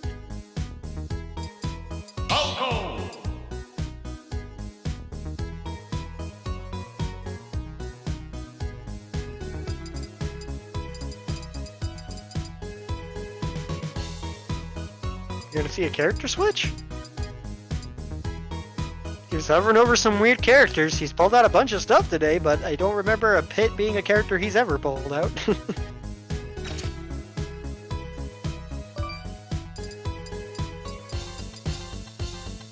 Pokemon Trainer. Sticking with what works. Or at least what did work. 3, 2, 1, go! Alright, let's see how this game 5 goes. Small battlefield. Early percent Squirtle combo, gets the regrab, but doesn't get the second down air. Gets clipped with landing there into jab. What could have been 0 to 60 turned into 0 to 28. Tries to go for a big read on like a landing option there though, and misses it. A little early there for the 2-frame too. It was sloppy, but Squirtle still got the 58 he wanted. Throwing him off stage again. He still held onto his jump though, so he ain't dying for it.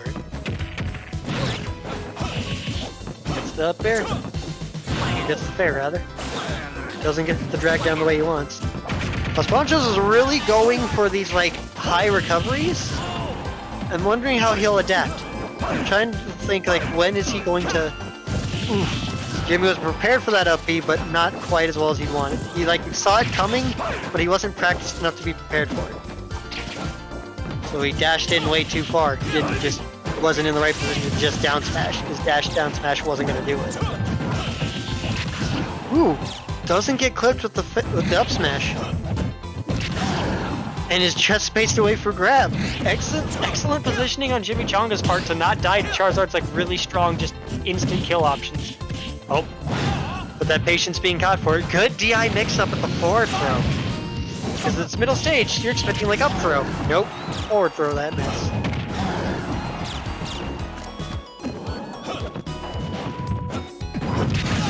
Oh, but that time not the right positioning. He was aiming to get a back air on something, but nope, Charizard tip of the wing, clipping you. 148 on Charizard. But you hung out on ledge too long, not gonna take the stock. Barely out of the right position to punish that Pokemon switch. But punishing that jump. Even game, 2 stocks.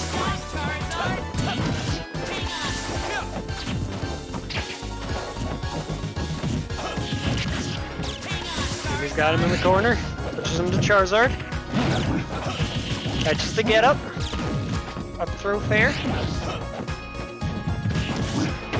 Doesn't go for any more aggressive options at ledge there, just waits for the get up and catches him with the up tilt, but doesn't get an extended combo off of it. And there we go, the one time he keeps going for it. LosPanchos just kept going for the punishing of high, like, Phantasm recoveries, and that time Jimmy went for it. I guess the no mix-up works sometimes. Dinosaur, but Jimmy's going for these high recoveries. We'll have to see if that conditioning pays off, because now Jimmy might like recover low at one point, expecting LosPanchos to like punish it, and then LosPanchos will like position himself just under a platform where he can immediately run to ledge and down air or something. Just straight up back throw him off the map.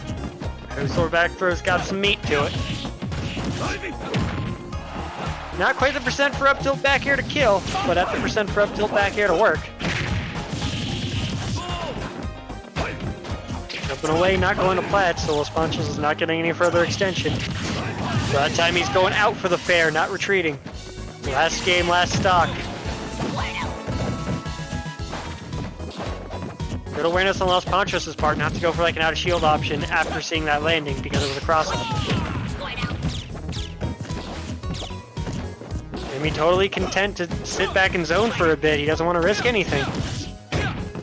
Catches you going in. Catches your air dodge. Jumping away, so no extended combo though.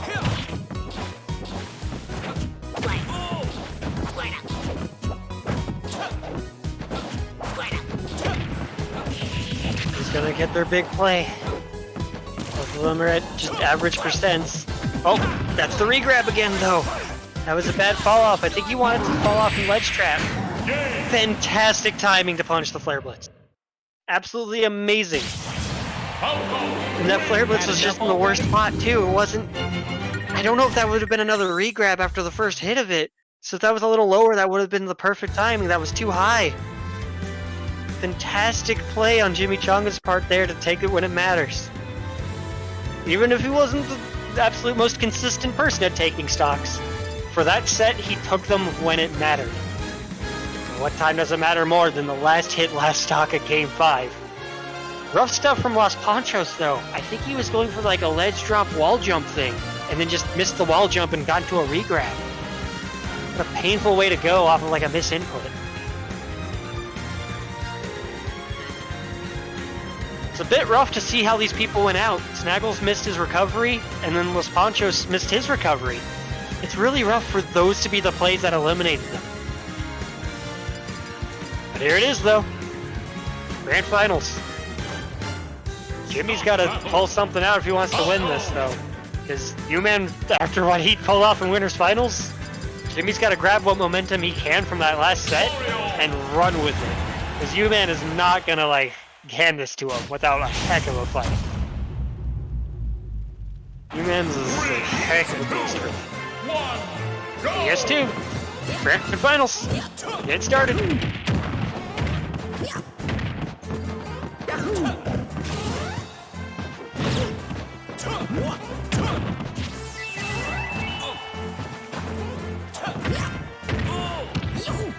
umanz playing it rather clean, trying to go for a big play there, not quite getting it, but disengaging, well aware of what he can go for next. Jimmy punishing the fireball. Both of them just kind of doing their dash around. Who's going to commit first? Is it my turn to go in? Are you going to go in when I'm prepared for it and punish it? It's going to be a lot of conditioning. Try to get into each other's rhythm.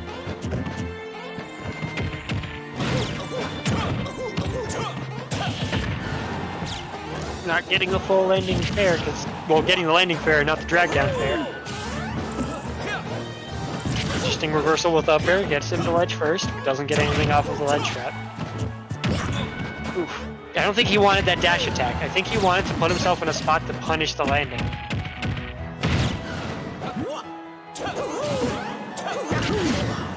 Catches his jump from ledge with fair. That's going to beat Mario's options. Jimmy with the first stock. But umanz got him in the corner. Oof. Goes for the aggressive play on fair. Barely misses, but dodges Falco's fair for it. Attack rolls away. Doesn't want to engage when he doesn't have to. Now, the last time these two just played, like, this is where Jimmy, like, thrived in. Jimmy really thrived in, like, when he has the lead. He's totally content to play the lead very well, especially against umanz. And there's some of that awareness. He was thinking, oh, he's going to go for these up smashes. This is a spaced option that will punish it. Great awareness and change in plans from the last time you just played. Fantastic two-stock lead on Jimmy. Like, on Jimmy's part. Oh, going a little antsy with the running in from Platt. Still, though, a whole stock lead. umanz can turn this around. He can easily get the combos he needs or pull a big play. We saw plenty of it before. But Jimmy's totally content to play the lead well. He's just holding center stage, forcing umanz to come to him. And getting his follow-ups after it. Getting up air, down air. Not getting a follow-up after.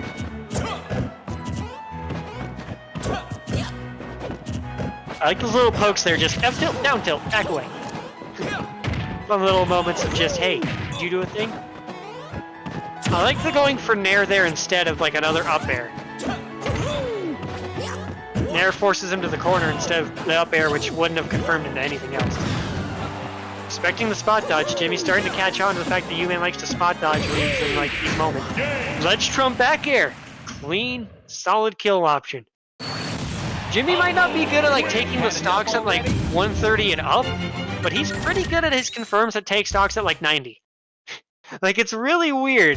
He's really good at like, oh, this is a thing where then my jump like back air is at the right position because Falco's got his weird jumps. Or, oh, this is a perfect percent for up tilt back air to kill. Like, it's really weird. He's clean at some of them.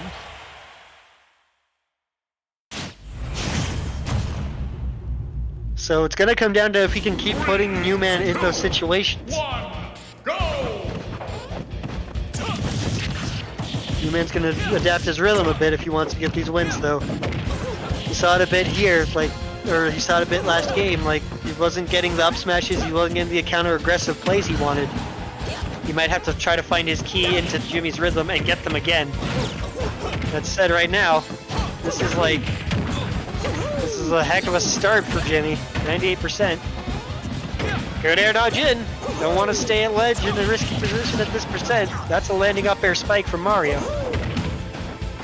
Good tech on Uman's part. Doesn't want to get stage spiked. Still though, almost 100% difference between the two of them. That up air clipped Jimmy's back air. He wanted that stock. This is up his turnaround laser, so he just shoots two in the wrong direction. Lets Uman get stage control for it. Catches the spot dodge. Very early air dodge.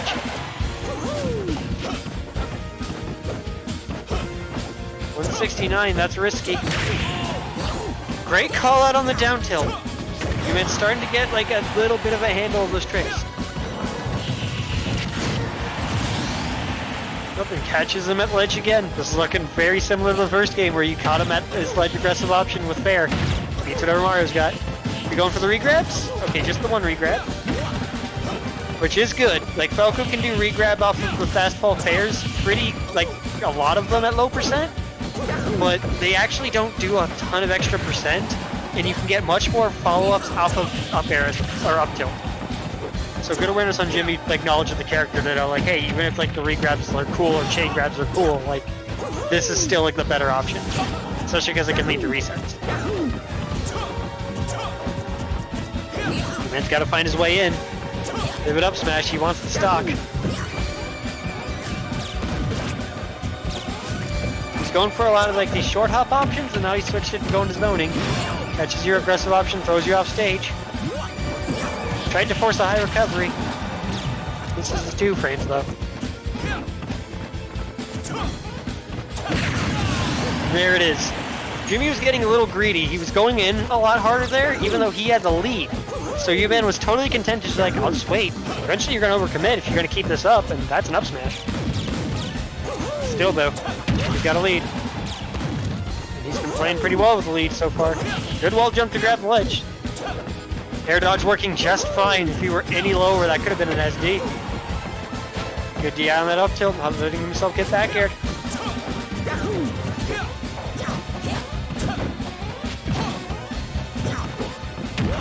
Uman is really trying to pick his approaches. He doesn't want to lose his stock. Like right there, very clean, just I'm going to jump and air dodge past you. He knew Jimmy wasn't going to go for anything committal, so he's like, oh, I can do this and try to get stage control.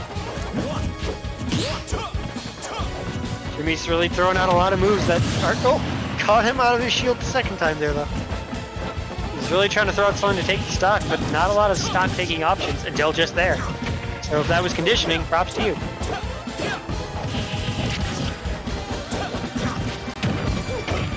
He's catching these spot dodges. Uman's got to work on these spot dodges when he gets out of these confirms. It's working sometimes, but Jimmy's starting to catch on and use delayed options that then lead to bigger follow-ups, like down airs or down tilts.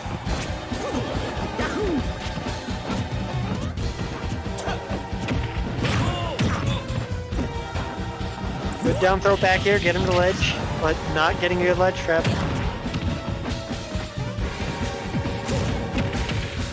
Try to go for aggressive play there with the F smash. Good DI, not dying to the up air. Catches the air dodge though. Ooh, he waited for the air dodge, but he did the wrong move. He thought he would go for center plat. Little early on that 2-frame with the F smash. Ooh. He was catching on to umanz tricks. Just trying to come up with this. Nah. He is playing really hot right now. What Carnage put in chat is ringing true. Like, Jimmy's advantage here is that he played hot. He's taking that momentum. However, the fact is that he has been playing just non-stop for the past, like, big handful of games. So, he's got to watch himself. If his momentum wears him out, umanz can, like, keep his head cool. That's going to pay off really poorly. That said, if this is a 3-0 and a handshake for Jimmy for the first part leading into the reset, that's going to be very painful momentum for umanz in the resets, like, part of it. Double there. Trying to catch your aggression. Kind of dancing around each other, throwing out fairs and bears, seeing who hits what.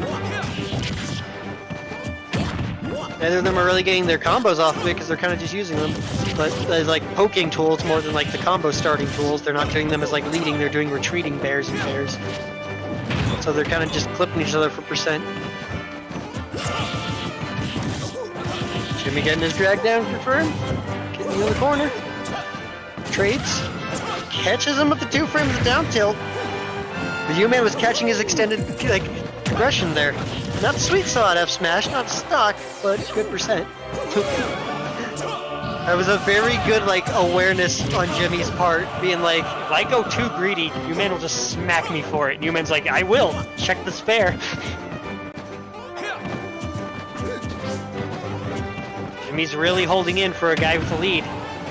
As we've seen before, umanz is very good at saying, you're holding in. That's an up smash. Right on the dot. Gotta watch yourself there.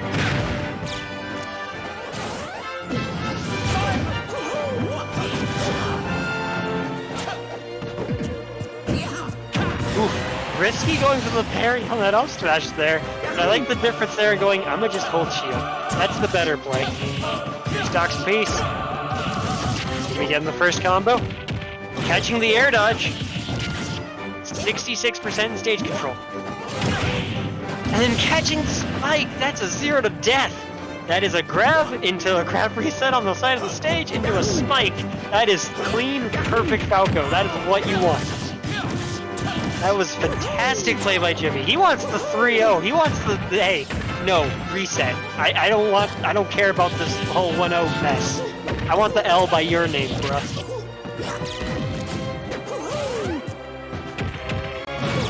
Grab up there, spike.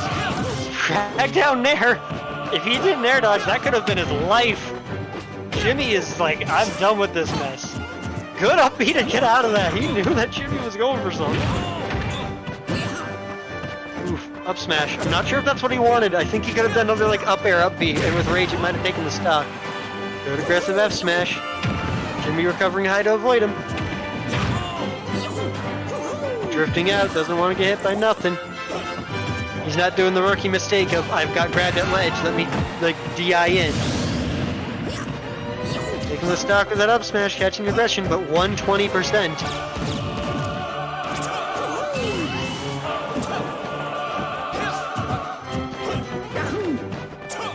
Jimmy's gotta find his kill. Because if not, umanz can find a way to, like, cheese the stock out. Mario's got enough shenanigans to, like, take a stock. Jimmy can't let this get to his head.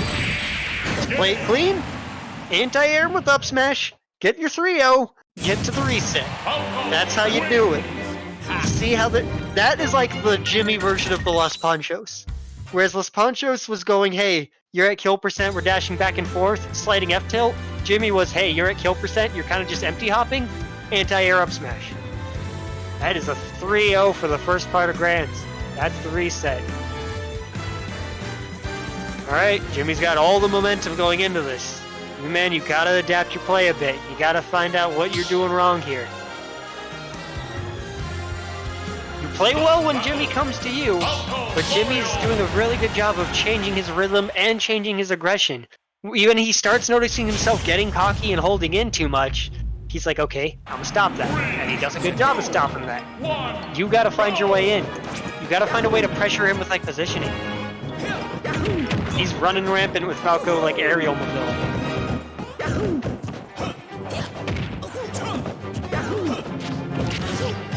Catches the landing with down tilt and gets a bit of a follow-up. How's he gonna do him at ledge? Nothing. Gets in, gets the reversal, but doesn't get his full combo. A lot of like drop combo into escape option there.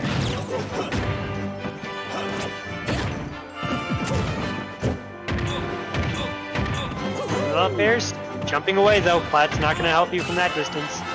Up air, up air, up air. You're not taking the stack though.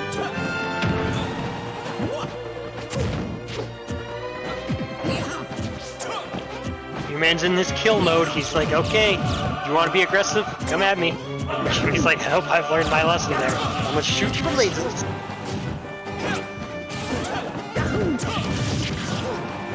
He's recognized that Uman likes to go for these rising, like, down airs from ledge. He's starting to catch on. Uman, you've got to adapt your play a bit. I like the jab to catch the first up smash, but Uman's totally content to just do it again. First stock going to Uman. Good DI, not getting killed by the up air.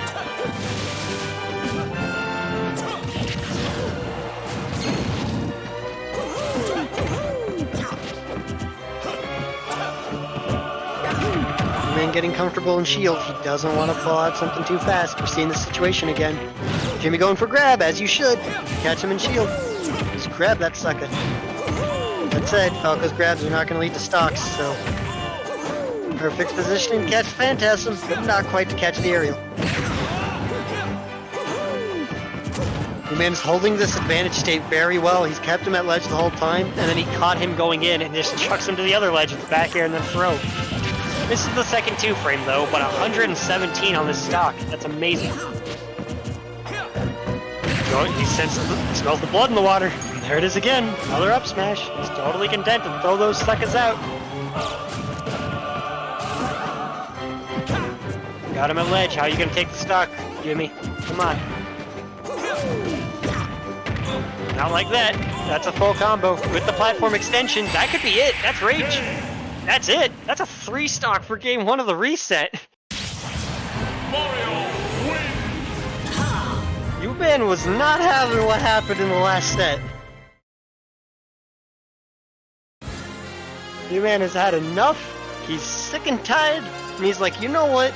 I'm gonna wait, I'm gonna be a little more patient, I'm gonna catch your aggression, I'm gonna make my combos lead to death instead of just percent, I'm gonna catch your escapes, I'm winning this one.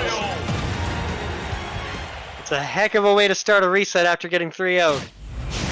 Come on, Jimmy. What you got? What's your response? 3, 2, 1, go! Perfectly fitting song right there. Oh, not your multi-hits. Who's getting the first hit? Who's getting the first combo? We poking or are we going in?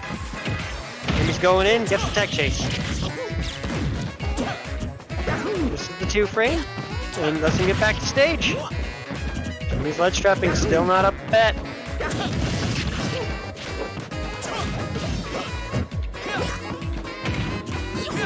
Uman's dancing around him, throwing out his safe spaced aerial, but he's getting caught for once.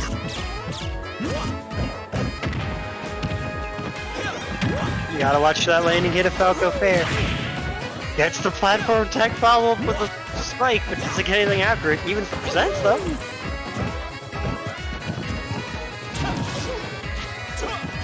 Waits out the air dodge, but doesn't get the punish.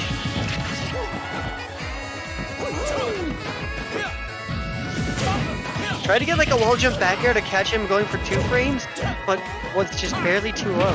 And then tried to catch his aggression there with F smash. Jimmy's trying to pull a bit from like a page from Uman's book and go for these aggressive, like counter-aggressive options that lead to stocks, like these big plays like smash attacks, but they're not landing.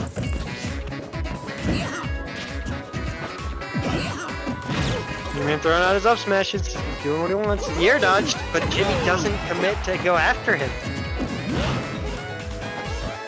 That was a chance for an off, like an edge guard. Gets caught instead, catches inside being in there.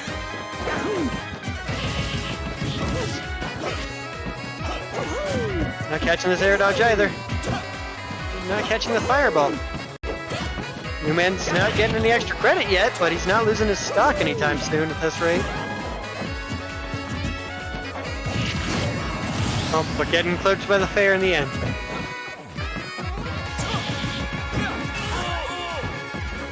Early escape option there, but Jimmy tried to go for like, I think he wasn't prepared to punish that up B. He didn't expect it to go on flat. He maybe expected him to go down. So he was like landed and was like, oh, I can go to punish this. And you meant just immediately, let's drop up there. Nah, man, you ain't punishing this. Went a little greedy going for an early follow-up, and U-Man just techs on the plat. That's the difference in their play. U-Man's waiting and getting the platform punishes, whereas Jimmy's not. And it leads to almost losing a stock because of it.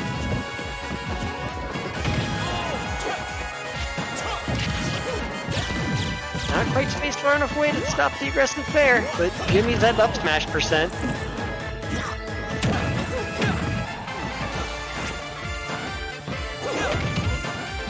Getting the tech.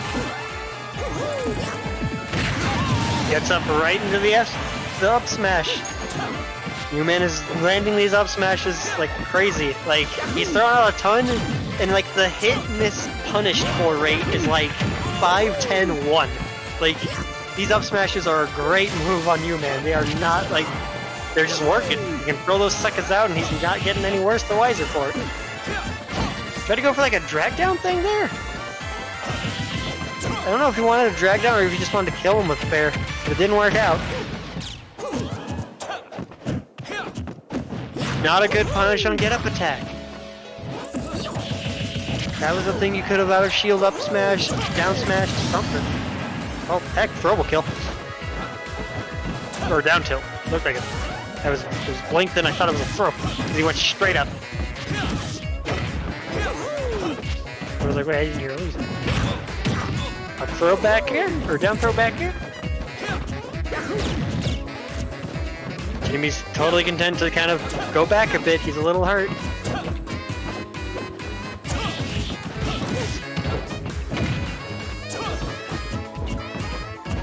Kind of even-ish percents though. This could still kind of go either way. Compared to the last game, U-Man does not have the momentum he had. Like, Jimmy's kind of finding his rhythm again. And he's watching how he commits.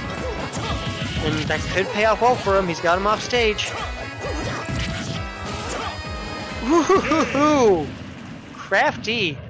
U-Man tried to catch him going for an aggressive option, but back air was not the move to go for, and gets spiked by the side B going back. What a weird way to close game 2 of the reset. So fun fact, this is the first time in the entire league where someone has played somebody else 3 times. And it's all this cool. So Jimmy and U-Man, you guys want like Mario Falco matches? Here you go. You're getting it tonight. 3, 2, 1, go! I like this battlefield choice. It's a very nice battlefield.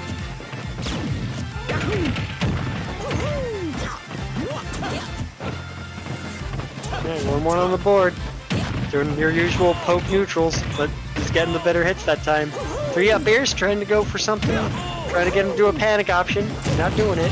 Gets the 2 frame that time.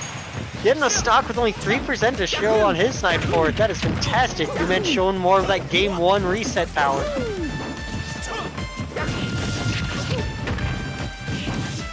Breaking out of the combo with up there and then not doing much else.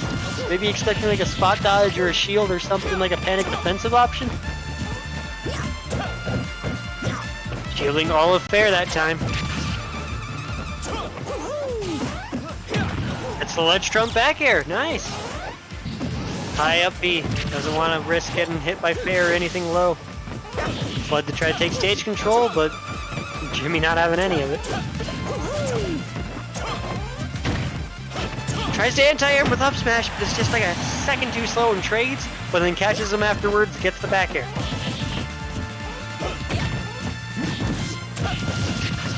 Alright.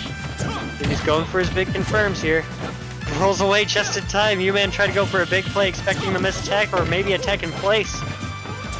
We wanted him off stage because he knows that's where he can shine.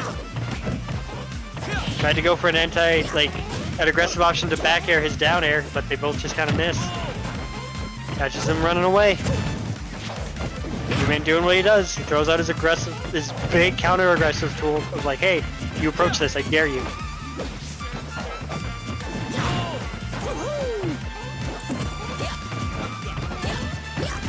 Throwing out a wall of back airs. Telling you, hey, find your way in.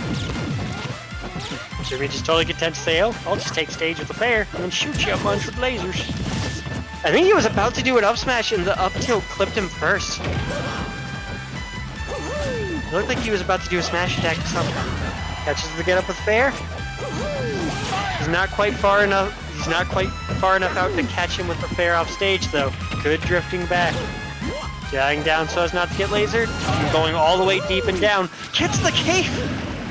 Fantastic drop cape! Going, hey, you went after me. Bad move. Well, back air stretch disincentivize coming out after him. 164. Jimmy's got to find a way to close up. Close up the stock. Back air on your empty hops. Got a stock. Getting his extensions, getting the drop down airs, not getting the down air follow up. Not getting any two from either. He rolls back in. He's got him in the corner. Catches him holding shield, knows he's a little worried. Gets the two frame. Gets the hair dodges through it, but doesn't commit to any sort of frame trap. Uman's got to find his way in again. He's got stage control. Jimmy's trying to play patient around him, but Uman's totally down to chase after him. You're not playing as defensive as you'd like. Had you done like an air dodge or a defensive thing in the wrong spot, Uman's going to take the platforms and run you for all your money.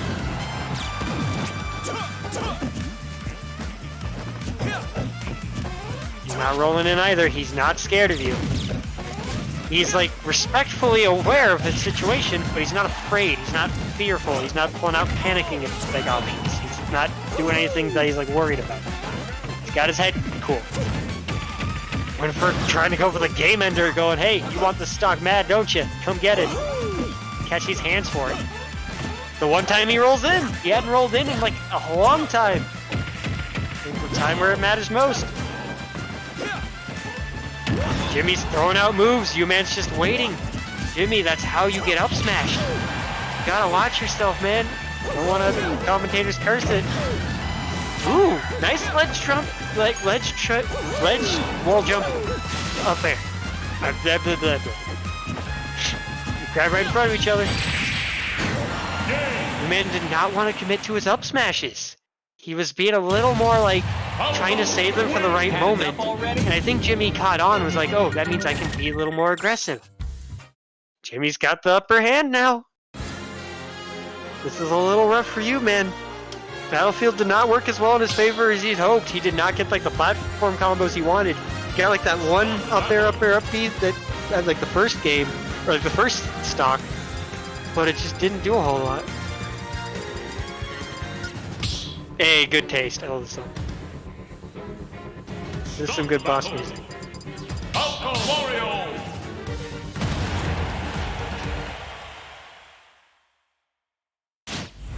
Alright, you man, what you got? Show us what you got. Are you gonna change your plan a bit? Because I was dang close. You can still clutch out this game 4.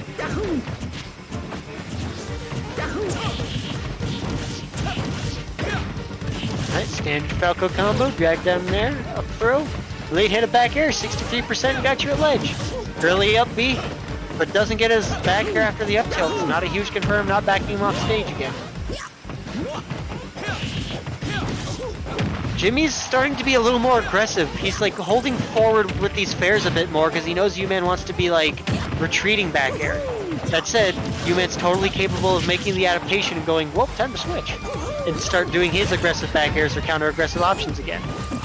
Fantastic drift away, just barely saving his life.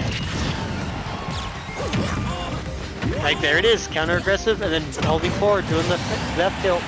Catching you running back into stage though. That's a back air, that's the first stock. Finish up shield, not the stock yet. Down air catch landing, still not the stock yet. Ooh, good positioning on Jimmy's part to be able to react and punish the roll.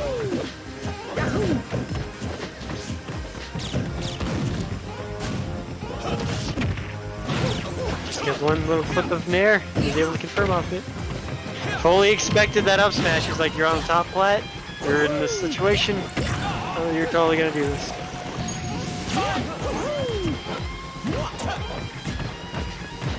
Alright, Jimmy, how you gonna go in on this wall of back airs that Uman's setting up?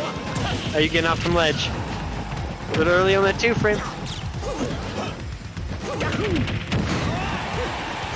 Great DI on that down air. He ain't dying yet. 73 extra credits is pretty dang good.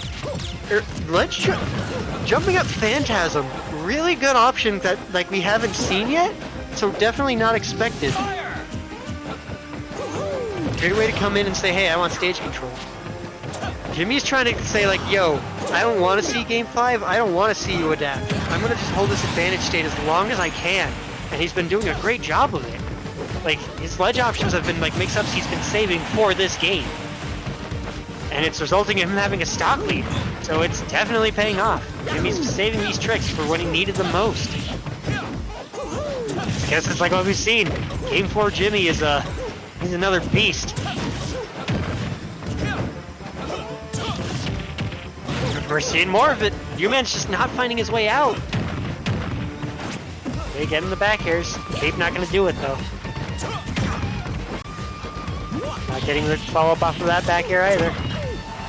Not trying to go for the back air the right way, just going, nope, know how you're DIing. I'll just go this way, get you off stage, do big percent. Goes for tomahawk grab, but in the wrong direction. He knows umanz was holding shield. Didn't DI that throw as well. And ooh, fantastic awareness to close that out. umanz, like you saw umanz fair about to come out. umanz wanted to throw out a move to disincentivize the approach, but Jimmy was like, hey, fair's slow. I can go out after you. He was saving those really big aggressive plays until later in the set. He made the adaptations right when he needed it. Fantastic adaptation by Jimmy.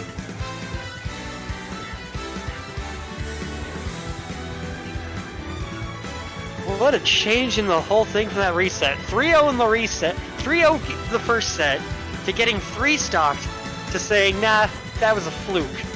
Here's this 3-0 back. We're going 3-1.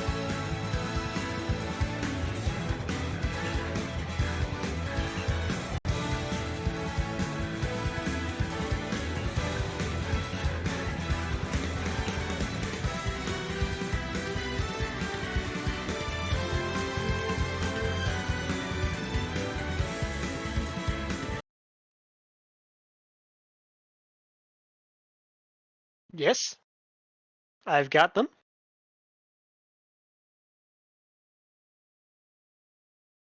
Yeah.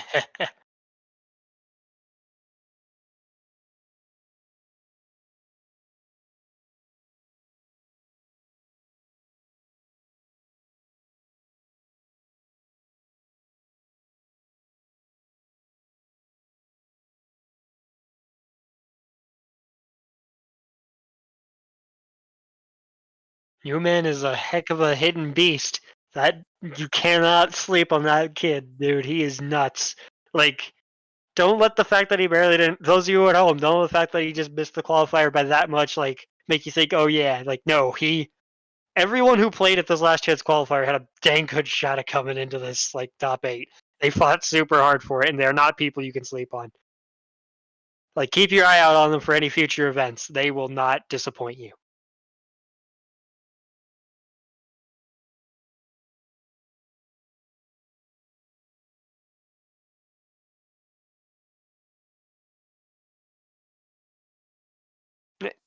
Yeah, can you hear me? Alrighty. So, JimmyChanga, congrats! First place in the last chance qualifiers. You sniped yourself that 8th seed in the final top 8. How you feeling?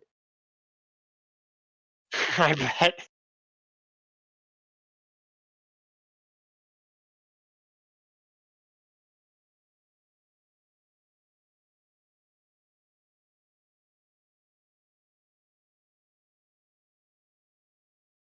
Yeah.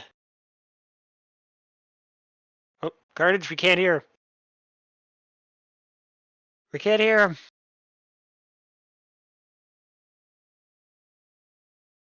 We need to hear the words of JimmyChanga, people.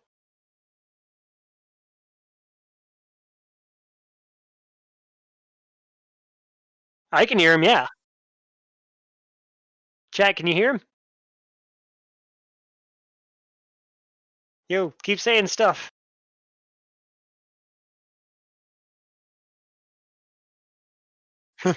Just gotta say whatever. They still can't hear him.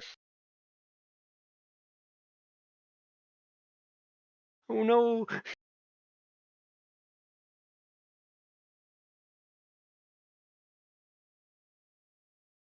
Yep, I can hear you. I could hear Jimmy, but chat couldn't.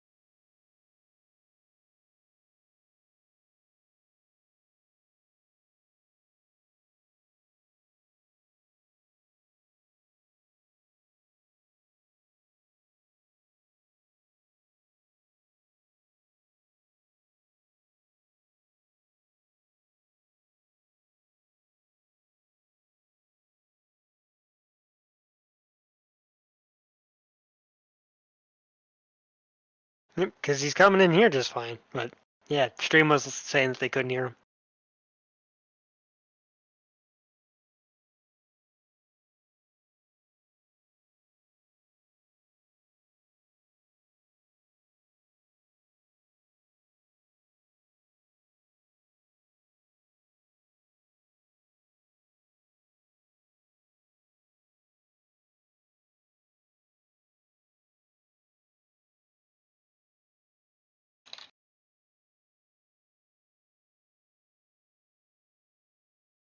The fix worked, hooray. I'm assuming he means for the stream and not the audio. Did he? Or do you mean for the audio too? Jimmy, say stuff.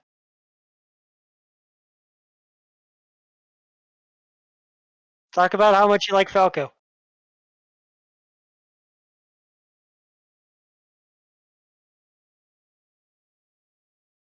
Mm,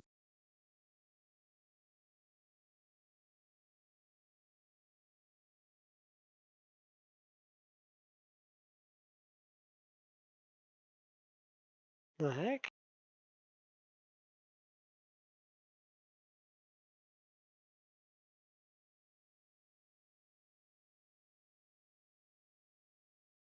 Oh, is the mic muted because the mic... Is it the headset mic he's using? I don't think it is. Because the headset mic is up, but I doubt that's the one he's using.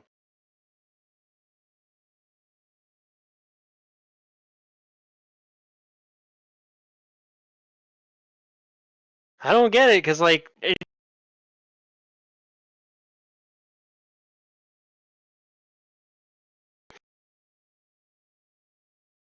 Ladies and gentlemen, I'd like to just say to you, as a man who has done sound stuff for like 10 years, this is a thing that happens a lot. Audio-visual stuff for these kind of events and performances are a nightmare, and they are never consistent. And it is it is awful. Can confirm. Here, try saying something now, Jimmy. I'm pretty hungry. I'm getting hungry. Okay, Oh. it works now. It's all good? Yeah, everybody. Alright, sick. Alright, he's all good? I'm all good. Alright, you're good. You guys can interview now. Sorry about all that. Cool. Awesome. So, I'll ask you again then. Seriously though, congrats, first place in this Last Chance qualifier. You made it into the top 8. How you feeling? I'm happy. I was nervous, but now I'm just tired. I'm just really tired. Oh man. Played a heck of a bunch of sets that were like super close, so like I definitely see why. Those were not handed to you. Oh man. They were all scary. They were all really good. Amazing. God Yeah. dang. Mm-hmm. Mm-hmm. So this is the first interview we've got with you in the league so far. So I'm gonna ask you some of the stuff that we asked people in like the group stages. Over the past quarantine year, what's been your Smash training if you've done any? Have you been like doing anything big for it? Anything to prepare yourself for Smash stuff or when that would come back? A couple months ago, I was in the grind and those Smash tournaments online, but stopped after because I was having some school stuff. But for the most part, I've just been training with Zapelli. Hey. Usually. It's a good training partner considering he's also in top 8. Yeah, it was good. Yeah, just been practicing with him the whole time. Yep. Oh man. How's your overall quarantine experience been? Like, because some people it's been kind of rough. Some people it's given them more time to do stuff. How has it been for you? I like it. There's benefits. I think there's benefits because online I'm just chilling in my house. I just play on there. There's that horrible online experience, but I don't mind too much about it. Helps with the experience against matchups. I don't know. Yeah, like online sucks for some things, but for some things it's just as good. And matchup experience is definitely one of them. Yeah. Like, there's a ton of tricks I feel that like you see someone do online, and you're like, wait, is that a thing? Yeah, definitely.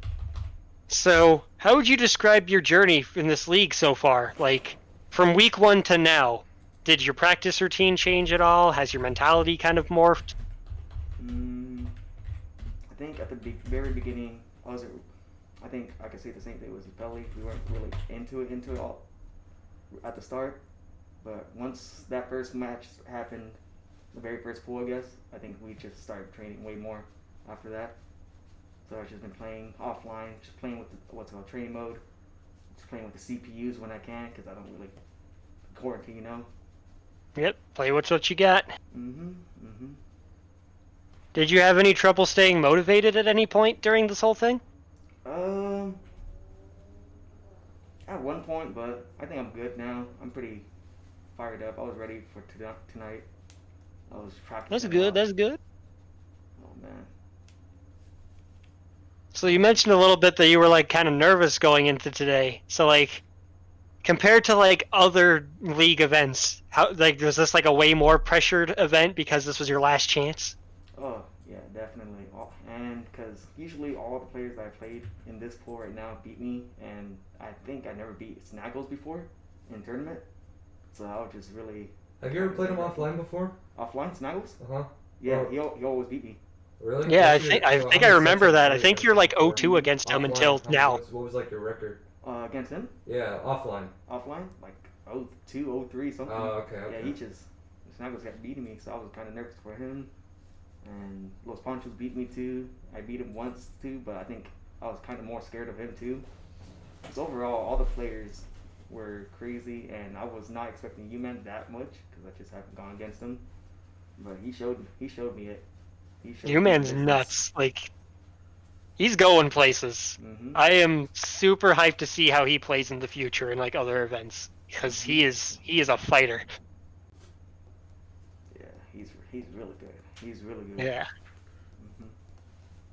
So for this week in particular, how'd you prepare for these like specific matchups? Because like, since you had that history with LosPanchos and Snaggles, did you do anything to prepare specifically for them? Honestly, it was lots of that training mode and CPUs. I was just trying to go against edgeguard the CPUs, or just try to learn what I could do against the CPUs. I know it's not that much practice, but at least some kind of practice. Got to do something to stay like unrusty, like hit a moving target. And when I can practice with Zapelli because he has a Mario and he has a Crom also, so I'll just practice against him too. That's good. Get matchup experience from a player playing the characters instead of CPUs. That's always good because they play different. Yeah. Oh man. But for the most part, yeah, just training mode. Usually just trying to practice, trying to make them a little bit more crisp. Make your confirms on point. Got to make them count. So, out of all the people you played today, who do you think gave you the most trouble? The most trouble? Well, I think it was umanz because he took that set off of me at the beginning. I just really wasn't ready for him. I was thinking I thought I was good against Mario. I think LosPanchos used Mario. I thought I had the experience, but oh man, it's crazy. His Mario was definitely something. Yeah. So, outside of your future set where you're playing Woody, what's your projections for the other top 8 sets in the final bracket? I It's up here, by the way. So what's the? Yeah. Oh. Zapelli versus Swag, PK Carnage, Spot Tree. And you can say whatever you want about Carnage. He won't be offended. He'll just cry in DMs to me about it later. I feel Zapelli versus Swag. Swag definitely just improved. He got really amazing too. So like, I don't know if Zapelli got it. He's gonna fight for it. I know that he's gonna have to fight for it. PK Carnage. I really don't know. I haven't really seen Panicking or PK play that much. I only played against him once, so I really don't know that much. But Carnage is really good at zoning and controlling his neutral game, so I don't know. I don't know about that pool. It's definitely scary. The top 8 have all fought real hard to get there, you included. Like it's gonna be a heck of a show. I'm excited. Yeah, it's gonna be nice. Yeah, I think Spot's really good too. Tree's amazing. I don't know about that one either. I just don't know. They're just everyone's really good. There's a really good question in the chat too that War Trigger asks. What made you decide Falco? Oh, it's pretty easy. I think it's kind of basic. Melee, Smash Melee or Melee. I played what's called Falco for a little bit too. My friend used him, and I tried using Fox because I used Fox in Melee, but I just didn't really like him in Ultimate, so I just stayed with Falco and played him. Makes more. sense. I just like Even though he's like way different from Melee Falco. Yeah, I don't know. I just like it looks like pillar combos. I don't know. Whenever you do. Yeah, I mean, yeah, you got your up tilts and your Yeah. down airs. Like it counts. Yeah, so I just stuck with him. I was like, hey, it looks similar to Melee. I'll just use that. Alright. Is there anyone you'd like to shout out or thank that may have contributed to your success today? Just my homies, Ninja Kimmy and then Zapelli. They're both what's called supporting me, telling me what I shouldn't do during in-game. During games after the sets. They'll tell me what I shouldn't do, what I should do, what they think I should do instead of these options I usually do on in neutral. But yeah, overall they both helped me a lot in the game and morally also. That's always good when your training buddies are also good moral supports. That's the best. You got to have your homies root for you. Oh man. Woody asks a very important question. Who would win in a fight, Carnage or Swag? Oh. I don't know. Swag. What was the question? So who would win a fight, me or Swag? Like in a fist fight? Yeah. Fight to the death on a bridge. They both got knives. Who you got? Oh, shoot. I gotta go with Carnage. Yes, Gotta sir. go with Carnage. You got something. You got something sneaky. You got something. Oh man. Well, the correct answer is Woody. Yeah, you can. Okay. He's gonna show up and get them both. That's how it works. Yeah. You gonna ride soon or? Yeah. Is there anything else you'd like to say to your good old SenCal region? Like his demon now. I just Smash is good. Smash is fun. That's it. That's it. Sure is, yo. Game's great. Alright. And then the last and most important question, as usual. Assuming you've seen the rosters, who you got? Bulldog Esports versus Big Daddy Gangsters. Shoot. I want to go with Bulldog Esports, but yeah, I'm gonna go with Bulldog Esports. Yeah. There you go. Got a Bulldog in you. Yeah, and I'm not there. Alright. Alright, for sure, dude. Oh. Thanks. All right. Keep you updated about Once again, congratulations, Jimmy. You've played fantastically, and you've definitely earned that spot in the top 8. I look forward to your performance. Thank you. I really appreciate it. Thank you. Oh man. Alright. Go get yourself like something to eat and go to sleep. You get your rest. Have a good night. Have a good night. Have a good night, man. Oh, here you go. Thank you.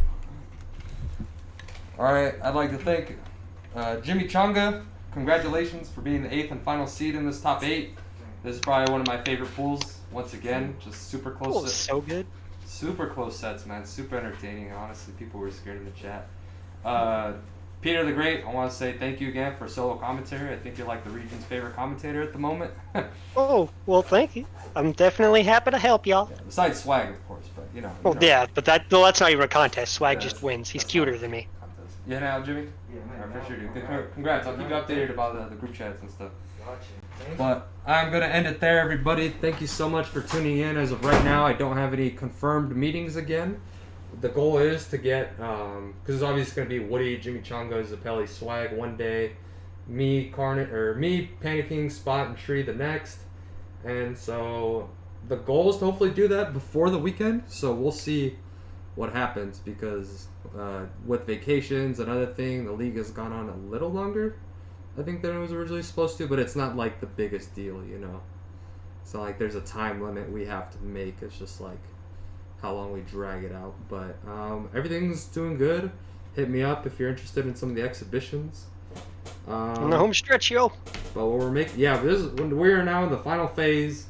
Only 3 more events of the league itself, and then, you know, just exhibitions on the side. And I can guarantee what we're not doing in events. No more 5 marathon days for events, but we're definitely gonna make it up with a bit of content coming up that's secret. But it's gonna be funny, and just know there's a bit on the way. There's a lot of help making that to create as much content out of this league, but it'll make sense eventually. But thanks again, Peter. I'm gonna hang up now. No problem. Have a good rest of your Sunday night, everybody. You too. See you. And everybody, thank you so much. I'm not gonna host anybody, and thank you all for staying. Have a good one. Peace.